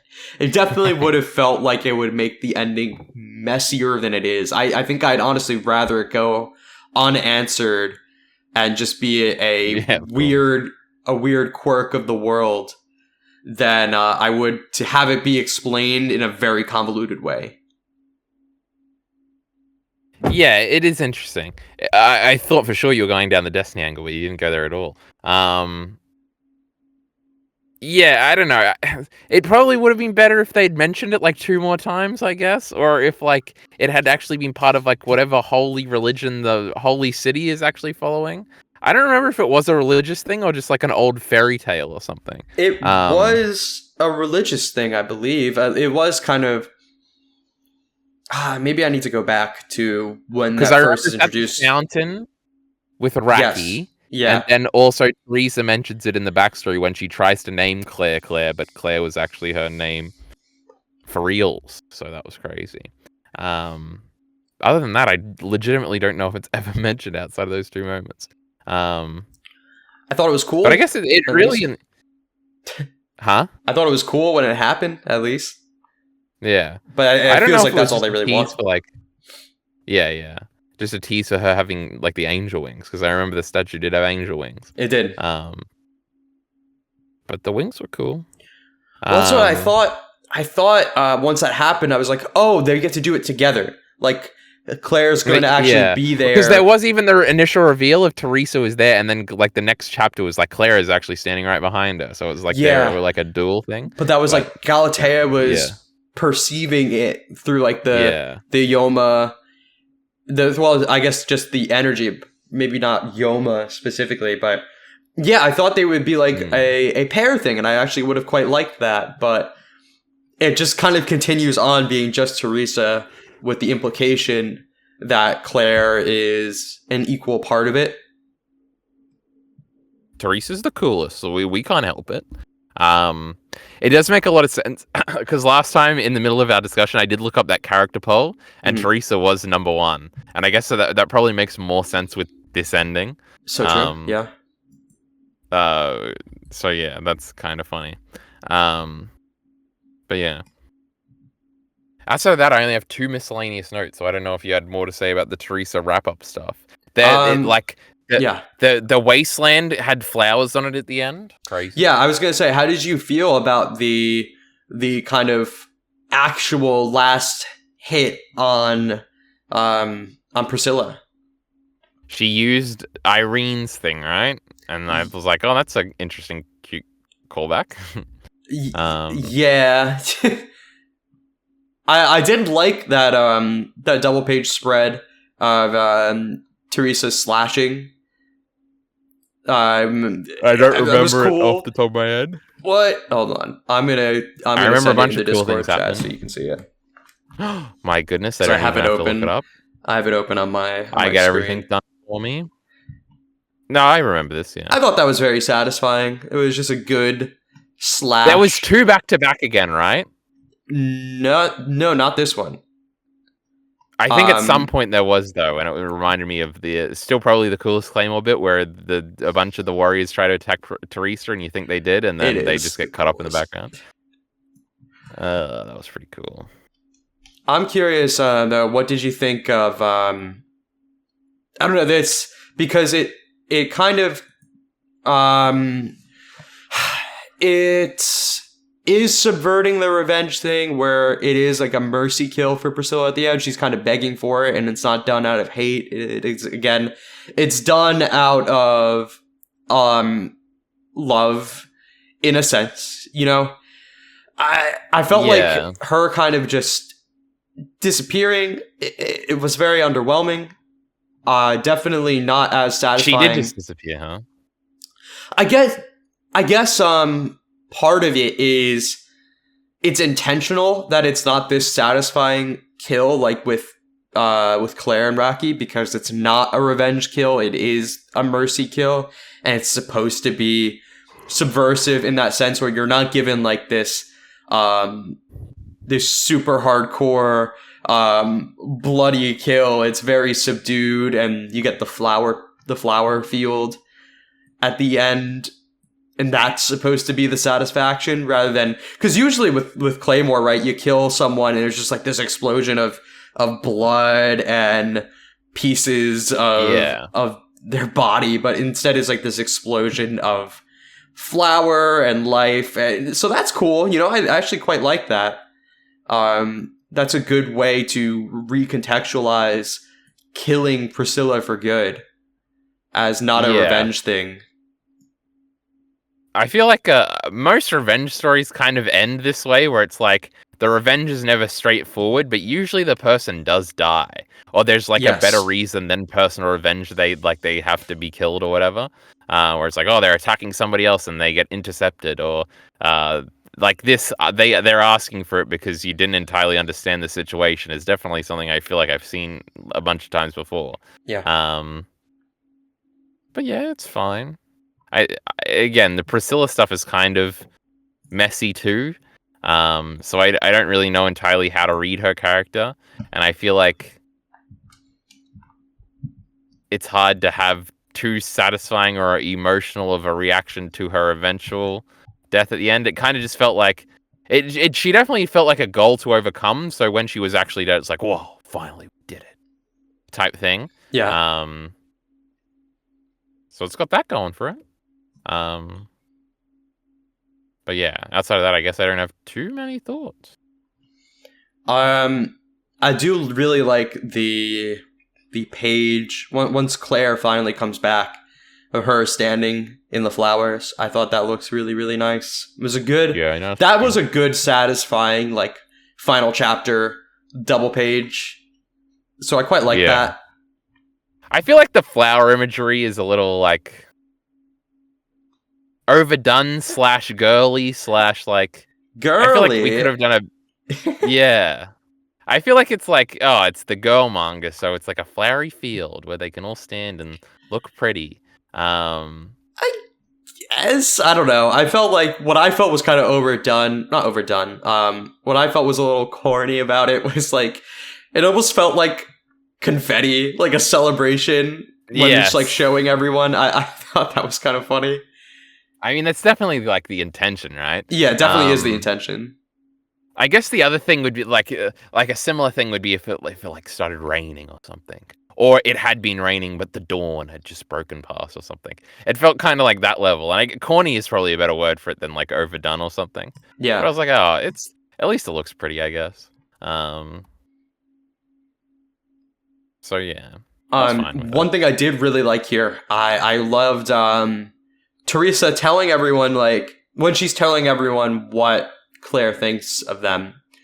Yeah. When she tells them to pat her head, that Yeah, the she'll head like pats, it, and yeah, then I was gonna mention everyone that. That was pats her cute. head. I think it's like, it is like a real, like, allowing Claire to be a person in a way that I feel like wasn't really done to this extreme. Like the way she's like kind of blushing. Yeah. It was really, really cute. And I like the moment where Uma kind of looks at her own hand and she's like, okay. And it pats Claire's head. I thought that was really, really cute. I just realized in my translation, we go back to UMA, Uma or Yuma Interesting, instead I of didn't notice, so that's YUMA on that page. They need to make up their mind. Uma, Yuma, Yuma. who knows? But She was number 40, I think. I think that was the only time where I actually really felt sold, like entirely sold on Claire being a different person who has truly overcome her kind of cold-ish demeanor, you know? Yeah, I think she's always going to be like stoic in that sense. Yeah, this was the first time where I felt like we really broke through it. And I guess I there's kind of been like that little it's held moments to the before, end. I guess. I There guess were they've been different more kinds. dramatic moments. More dramatic, exactly. Yeah, like Jean dying or whatever. Yes. But in terms of just kind of casually showing the affection she has for people, I did quite like that. Yeah, it was cute.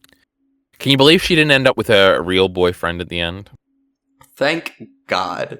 I will accept the implied Rocky relationship if it means we're not going back to that. If he just walked in the end like, Claire, we did it. I think I'd lose my mind. She needed another kiss. What was going on? Unbelievable. Another retcon in Claymore. Yeah. No good. I They mean, were clearly supposed to be together forever. I actually did quite like the Rocky stuff in this ending. Aside from like Teresa saying like you found a good man. Bury a pussy. Besides that, I think he was used really well. I like that I felt like the author really was teasing intentionally this idea that he might be like positioned against Claire unintentionally, or he might awaken. I definitely feel like we were trying to tease that with having the other awakened beings, like the other awakened men, come to him and try to talk to him. I feel like it was trying to set up that idea and ultimately not do it to make a point about him. I like that he stayed human to the end. Yeah. But I also guess feel I didn't like... really... Go ahead. I didn't think he was going to awaken or anything. I didn't get any of that. I guess I wasn't convinced it would happen, but I was definitely thinking it could. And I felt like that was an intentional setup. I do think Rocky ultimately, though, feels like, I don't know, male power fantasy character for sure. Just like, oh, this human guy, he trained hard enough and he's able to keep up. It definitely feels like... Kinda. I don't think... like, if Claymore was written by a female author, I do not think Rocky would be that. I think a character like Rocky would still make sense in a lot of ways, but I don't think he would be that. I don't know. I think I could see a female writer having him do all the same actions. I just don't think he probably definitely wouldn't look like that though. That's probably the most power fantasy aspect to me, is just how he looks. But yeah, I don't know. He didn't have that much of an impact, I guess. Yeah. I guess if you're going to have a kind of male character for male readers to latch onto, because that's what I genuinely feel like is the purpose of Rocky. It's like Well, yeah, not it's exactly definitely self-insert, but it is to appeal to a male demographic. Exactly. I think if that is the intention, he has actually done quite well, because I never feel like he ever took away from the female cast and the Claymores. I felt like he was kind of an additional bonus thing rather than stealing the show. So I actually quite like how Rocky was used overall, even if that was the intention. I think it was just done in a way that was satisfying and non-intrusive. You heard it here first. The number one Raki hater says Raki is okay. My goodness. Raki, he's like a B tier character, surely. So what do you think about the kind of second to last part of this ending? We have, what's his name? You remember his name, the spy? Rubel. The great Rubel. Maria allows him to leave, and he goes back to the outside world, I guess. And we don't really get any kind of closure on the outside world. This is about what I expected. It's just sort of like, yeah, definitely. It's just like, well, in the happily ever after you get left with, they didn't come back to fuck with the great Claymores. Isn't that nice? And I said, that is nice. I do think it's for the best that we didn't go to the outside world. Frankly, I don't think the story could handle that much weight. I think it would very quickly crumble underneath that. So this is probably for the best. Yeah, I agree. Okay, then I guess the end. I liked this last goodbye of everyone in, well, not everyone, but a lot of them in like the tavern with Oh yeah, they were doing a drinking thing. They mentioned Diet Rich. We love Diet Rich. Galatier. And then I like Helen and Deneve still going to their hometowns. Yeah, that's cute. They're just on a date. I wonder if it even exists anymore, or if Helen just wants to hang out. Well, yeah, they were like, Islay might have destroyed him by hiding there. But yeah. I think that's kind of what the point they're making is here with the taking our time. You know, we've got plenty of time. Like, it's not really about going back home anymore. It's just kind of about hanging out with Deneve because they're friends. But yeah, it's not like they have families or whatever. Still, yeah. Right? So they're just going back to see. Something to do. You know what was a moment that was really interesting? Is they like took a boat to get to a place. And I was like, oh, we're going to see him on a boat. But we never saw him on the boat. They were just there the next chapter. And I thought that was funny. Boats are complicated to draw. We can't be drawing boats. That's true. I think we did see a boat. I think it was just like off on the shore and they had already been dropped off, maybe. But I was like, oh, they're going to be in the cabin of the boat. This is going to be a wacky little thingy. But no, we're going to get an awakened one in the water fight. Yeah, but that didn't happen. So we have the grave of Tabitha. Maria saying goodbye. So she leaves her sword and takes Tabitha's sword to finish off the last of the Yoma. I mean, honestly, Maria, she had such a good showing in the last section of the story that I kind of like, if she's going to live, like, this is a fine way to do it. I feel like, yeah, I don't know. She didn't really have that much focus. She certainly contributed to this last fight, but I feel like she kind of had her ending with taking down the organization. So I think Maria's probably the like best execution of any character in this story, in my opinion. What do you think? I don't know. There is something about her that's like missing to me, I think. I would have to think back to the last section. It is an interesting thing where she didn't do too much here, but she was always present, so I guess it wasn't like she was missing. And I mean, Claire didn't even get to do too much, so it makes sense that Mariah didn't do too much. I don't know. I have some good Phantom hits about Mariah. I don't. Huh? She got some good hits in there with her phantom She technique. did. She did get to jump around a little bit. But yeah, I don't know. I guess I have mixed feelings, and I'm not entirely sure why. Do you think you would have I guess preferred I if don't she think died? so. Not necessarily.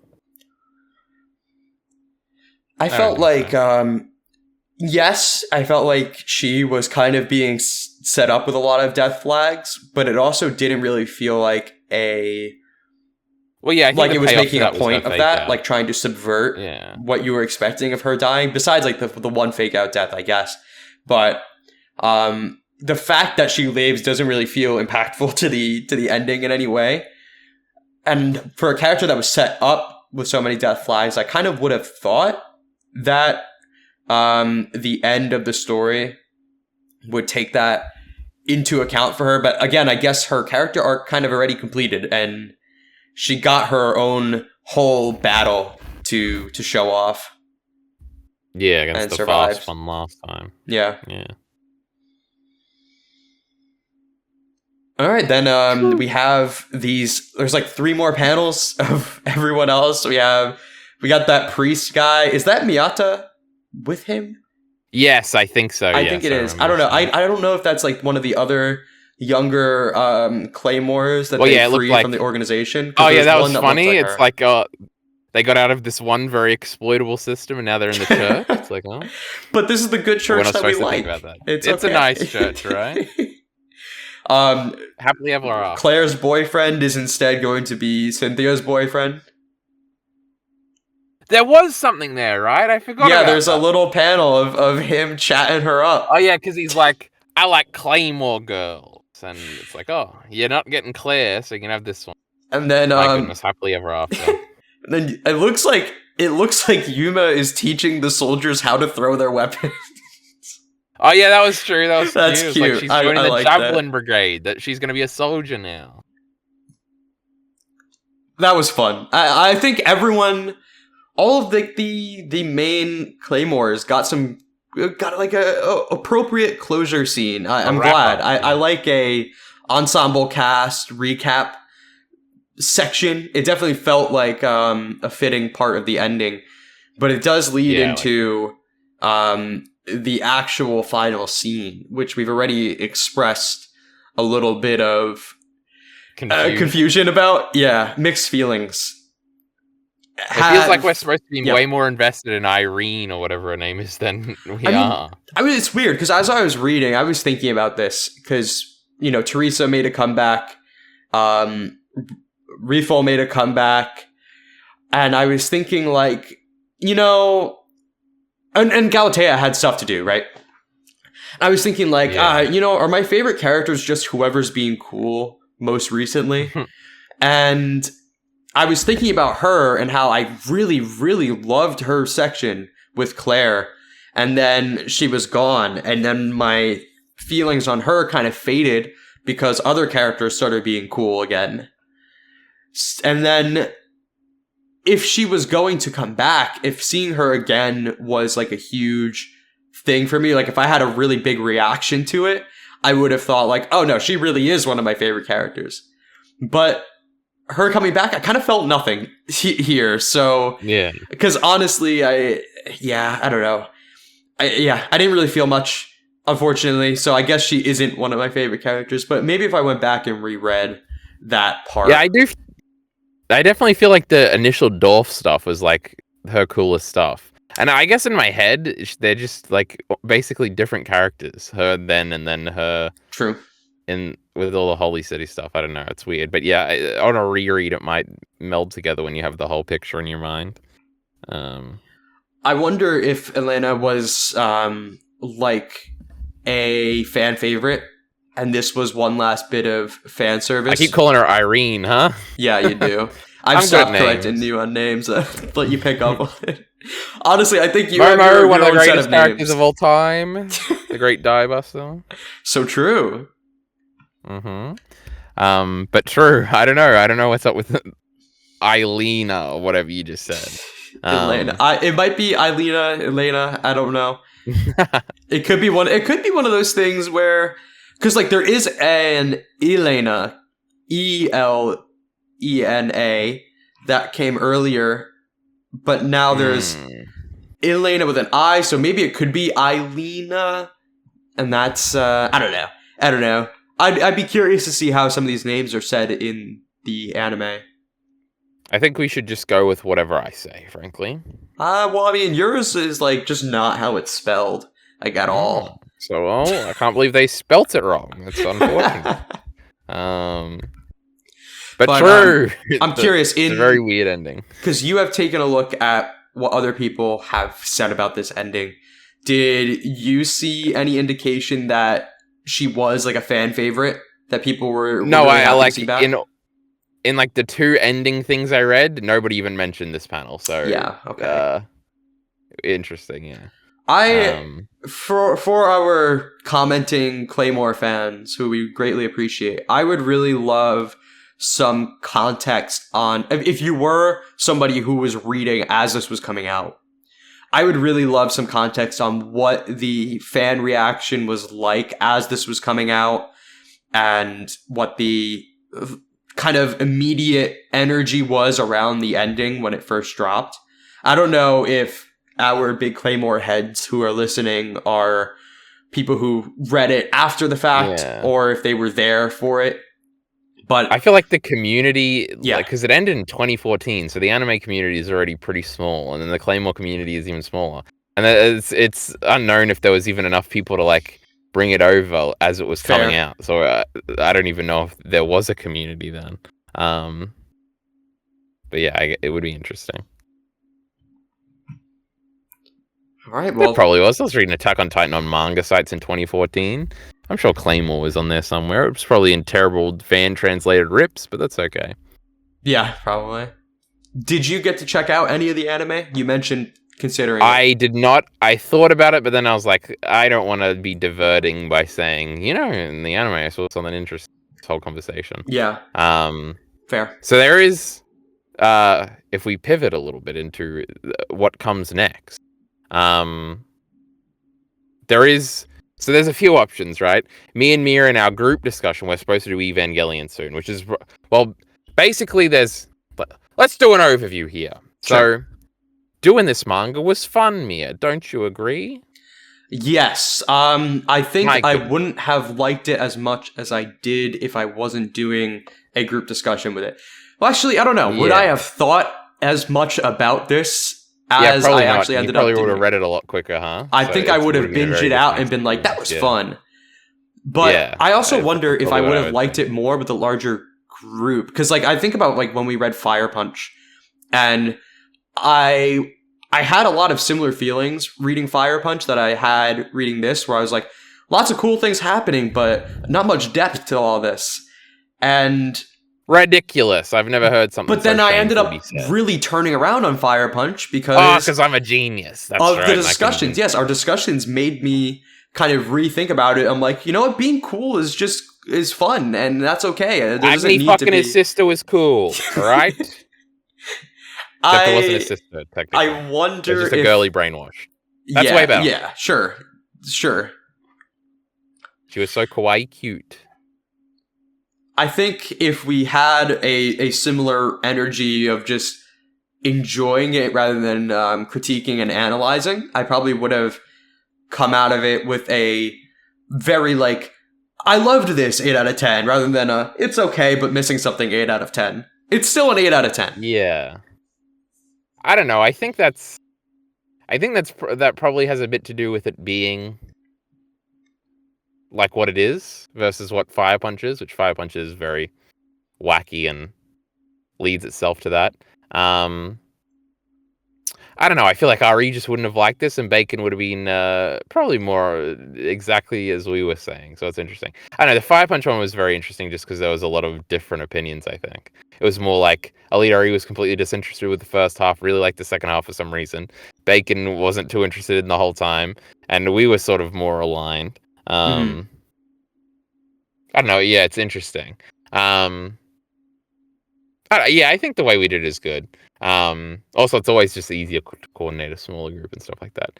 Fair, yeah. But the moving forward thing, there's 2 immediate options and then a larger option that I want to talk about for further. So we are supposed to do Evangelion as a group, and we've been putting it off for like 4 months. So that should probably be our next main focus. But the Claymore anime, if we do it, will probably come before that, maybe. It depends what everybody else is doing. I am very open to watching it. I'm scared it'll be boring after like 4 episodes, because from what I understand, it is very like faithful to a point, and then it sort of just has an ending. And again, it finished 7 years before the manga finished. Oh, so wow, right. I think I've seen images of them in the north, so what I'm assuming is probably the north happens, then we fight Priscilla. Which will be interesting, because Claire probably beats Priscilla in that. So we can... maybe the Claymore anime ending will be better. That's crazy. Because or maybe Teresa came back in the anime ending, and that's where the great author got the idea. I have no fucking idea. I have to wonder if they took... Because I imagine if you ended... from it, yeah. If you ended in the north, I have a feeling you would write a very similar ending in terms of like what... Not exactly what happens, but the idea of, it's the bonds with these people that I have that has made me stronger. Yeah. I feel like you would take that ending either way. Honestly, that's kind of the second you start a story like this of somebody who's super closed off to others, I feel like it's always going to end with that that energy. So I can't imagine the ending being like I don't know. Too different. Being too different in that sense. Like the players around us and who gets prioritized will definitely be different, of course. But and I guess the energy of Priscilla, like Priscilla might have like would Priscilla even have a backstory? Would let's see. Because if it does end in the north, like Priscilla is right there, so it's like logistically kind of works. I don't know though. And I mean, it just depends. I guess Raki would be with her too already, but he wouldn't be older. Yeah, I don't know. I'm probably making assumptions that it ends in the north. I just feel like if you're gonna end anywhere, that's probably fine. Or you do a short time skip and then you end it. But yeah, because I think it does have an ending. I don't think it's just like it ends and then season 2 never happens. So I think it's more like Full Metal Alchemist original series where it has a weird different ending. I think if not that I've actually seen that. Yeah. I think if there's anywhere an anime only ending could potentially fumble would be if it tries to answer too much about the outside world without really... I don't even know if that's even been revealed yet, right? Yeah, if they end in the north, no, not revealed. But either way, not as much the outside world as much as presenting some kind of origin story for the Yoma if they did their own, rather than leaving it up in the air. I think that's a potential fumble point. So I would be curious to see how the anime approached it. I feel like there's a lot of potential fumble points, and the first thing is adapting a manga. These anime never do it good, so we'll have to see. True. I mean, just in terms of writing your own conclusion to a story that's still ongoing. I'm sure it fumbles in pacing, but because what anime adaptation does not fumble in pacing? Yeah, anime just sucks, you know, what can true. I say? There was actually a miscellaneous note I never said that I'll just say briefly. Is something we talked about last time was like how the stitched up thingy was like disappointing. But then there was one title page of like Claire in sort of a creepier art style stitched up, and I was like, oh, I guess that's a little creepy. So that was something. That's just something I had written down. And on that point, actually, thinking about it more, I do, even though it wasn't as much of a shocking imagery thing like I thought it would be, the point I made last time about it being like this whole thing being allegory for collective victimhood of women who are, you know, they're abused, their bodies used by I guess, you know, by the organization, but, you know, their bodies being used and them kind of being discarded and this like scar being left over. I do quite like that overall, and I feel like the story, especially with the idea it comes around to of the love all of the Claymores collectively share with each other um, being where the power and the last kind of strike comes from, kind of does focus on that, I guess. Like um, they're able to overcome this thing victimizing them because they come together. And I really do like that, and I wish it kind of went in on that a little bit more. I guess, I don't know, maybe it would have been too heavy-handed.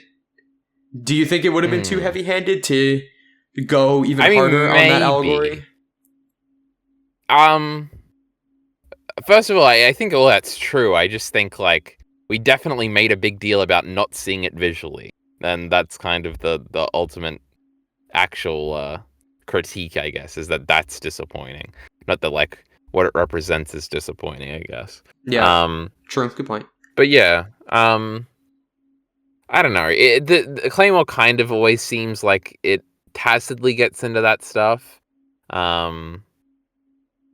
Like, it felt more like collective trauma, but it wasn't specifically collective womanhood trauma. I don't think it's just like, oh, we all got taken away from our families and we're all like alone and isolated, and it's like the friendship thing that is more central to Claire's exactly strength or whatever. I felt like even though that idea was clearly an important part of, I don't know, it was clearly an important part of the fact that all of the Claymores are women. There was certainly intent there, but I felt like it was it didn't go as in depth on that as a focus as I thought it would, because the ending is definitely more personal to Claire, even though she kind of gets the back seat for it with Teresa. It still feels like it is more about Claire's ability to find connection in others rather than rather than being more of a collective thing. It's still satisfying, though. I still feel like it was a good part of the overall tone and allegory they're going for. True, I agree. All right. To pivot back into do you have something else to say? No, I was just going to ask you if you had any final overall thoughts on Claymore. Well, I was going to talk more about the anime stuff specifically. Oh, okay, sure. I think I think I'm definitely going to watch it. I'll probably start it soon, and I'll see, like, because part of me's like scared that I'll be like 4 episodes in and be like, oh my god, I have to watch 20 more of these fucking things and want to kill myself. There is also a funny reality where we just watch 5 and it's bad and we complain about it or something in a smaller video or something. So I guess that's to be seen. I guess we'll both watch little bits of it and reconvene, I guess. Yeah. Because I guess when you make a discussion video, it could be like anticipation. We don't want to tell each other what we think until we talk about it. But maybe we can suss each other out a little bit. So there's that.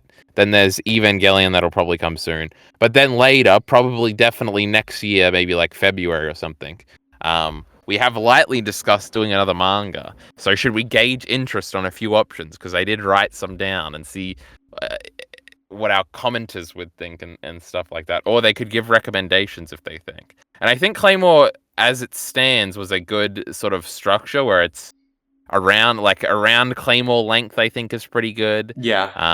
I'd agree. And stuff like that. It's also completed.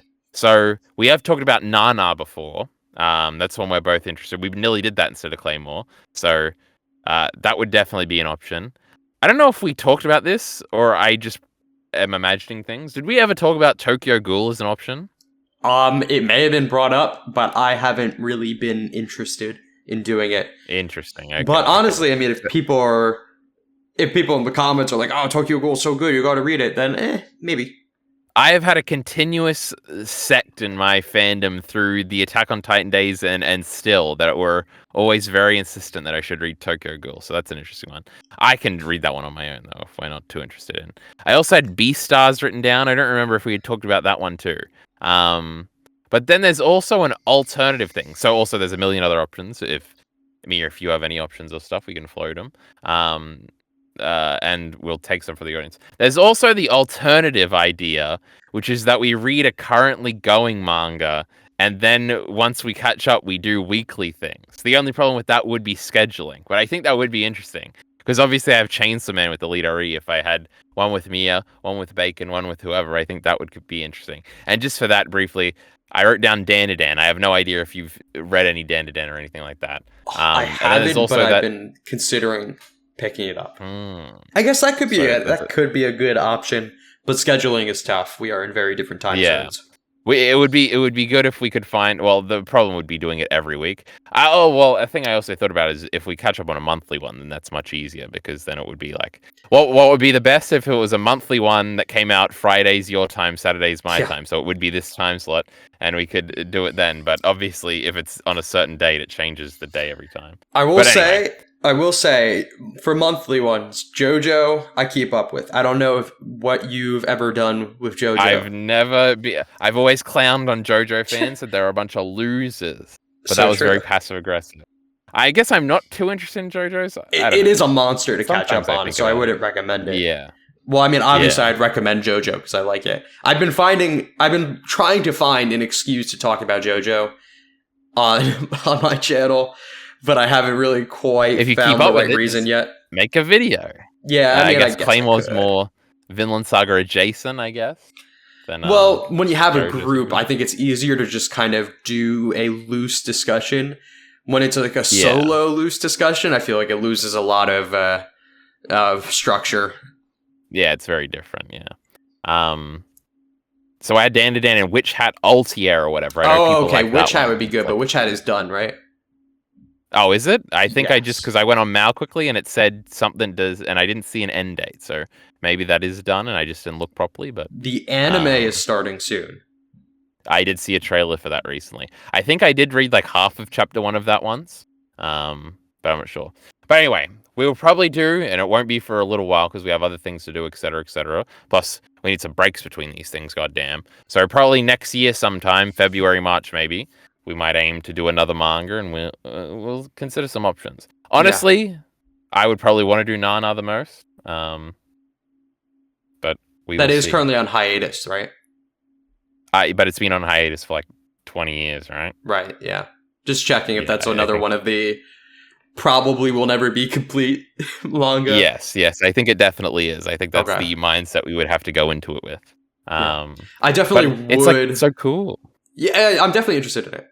But yeah, I would like for sure to encourage in the comments, tell us about monthly manga you are keeping up with, because I am looking for a good monthly one to because I've been doing monthly Vinland and JoJo for so long, and now I only have JoJo, so I would really like to have a second monthly one, and if it has the depth for discussion that something like Vinland had, that'd be even better.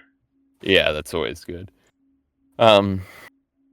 True. The only other one I'm supposed to be caught up on besides Berserk is Heavenly Delusion. But have you seen the anime for that? I saw the anime. I did like it. Okay. Is it done? Yeah. Is the manga done? No, not at all. It's still coming out. Yeah. Is that That's weekly? one of the ones I'm supposed to be keeping up on. No, it's monthly. Oh, it's monthly. Maybe I should just catch up on that. I am a few behind, so I would have to catch up too. But these are all... But so yeah, leave a comment maybe. But that's all I had. Okay, yeah, definitely. In the description, go subscribe to Kyle, because very likely the next thing that we do, well, that I do, will be on his channel. So yeah, I'm getting Evangelion. I'm famous. Yeah, well, you're probably getting Eva. So yeah, definitely go subscribe. I'm going to put both channels, your primary channel and the secondary channel, in the description. So go subscribe to them. I just made a One Piece video recently, rereading the first arc of One Piece. Yes, the first big 7 chapters. I'm basically nearly caught up. Sorry, but that's more of an edited video. So if you care about that, but then also in similar styles to this, me and Alita already do Chainsaw Man every week or other week whenever chapters come out. And those are probably the biggest crossover things for the fan base that would be watching these Claymore videos would have. So if you want to, you can check those out. Awesome. Okay.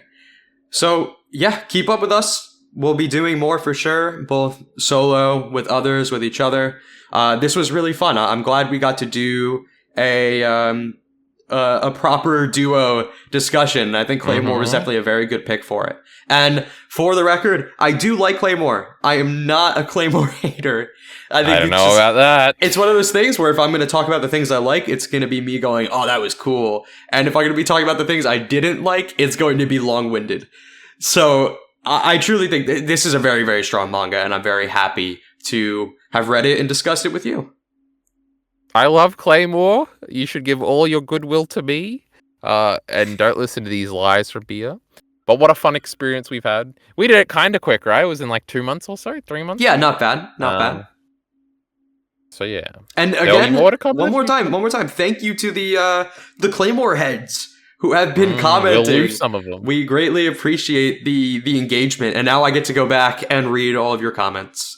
Yeah, sure. Without being worried. Honestly, that might give me some really good context. I should have actually read all those comments before. Actually, no, it's better to have my raw reaction, I think. Yeah, probably. Okay. Thank you, Kyle, for joining me, and thank you everyone for watching. Bye!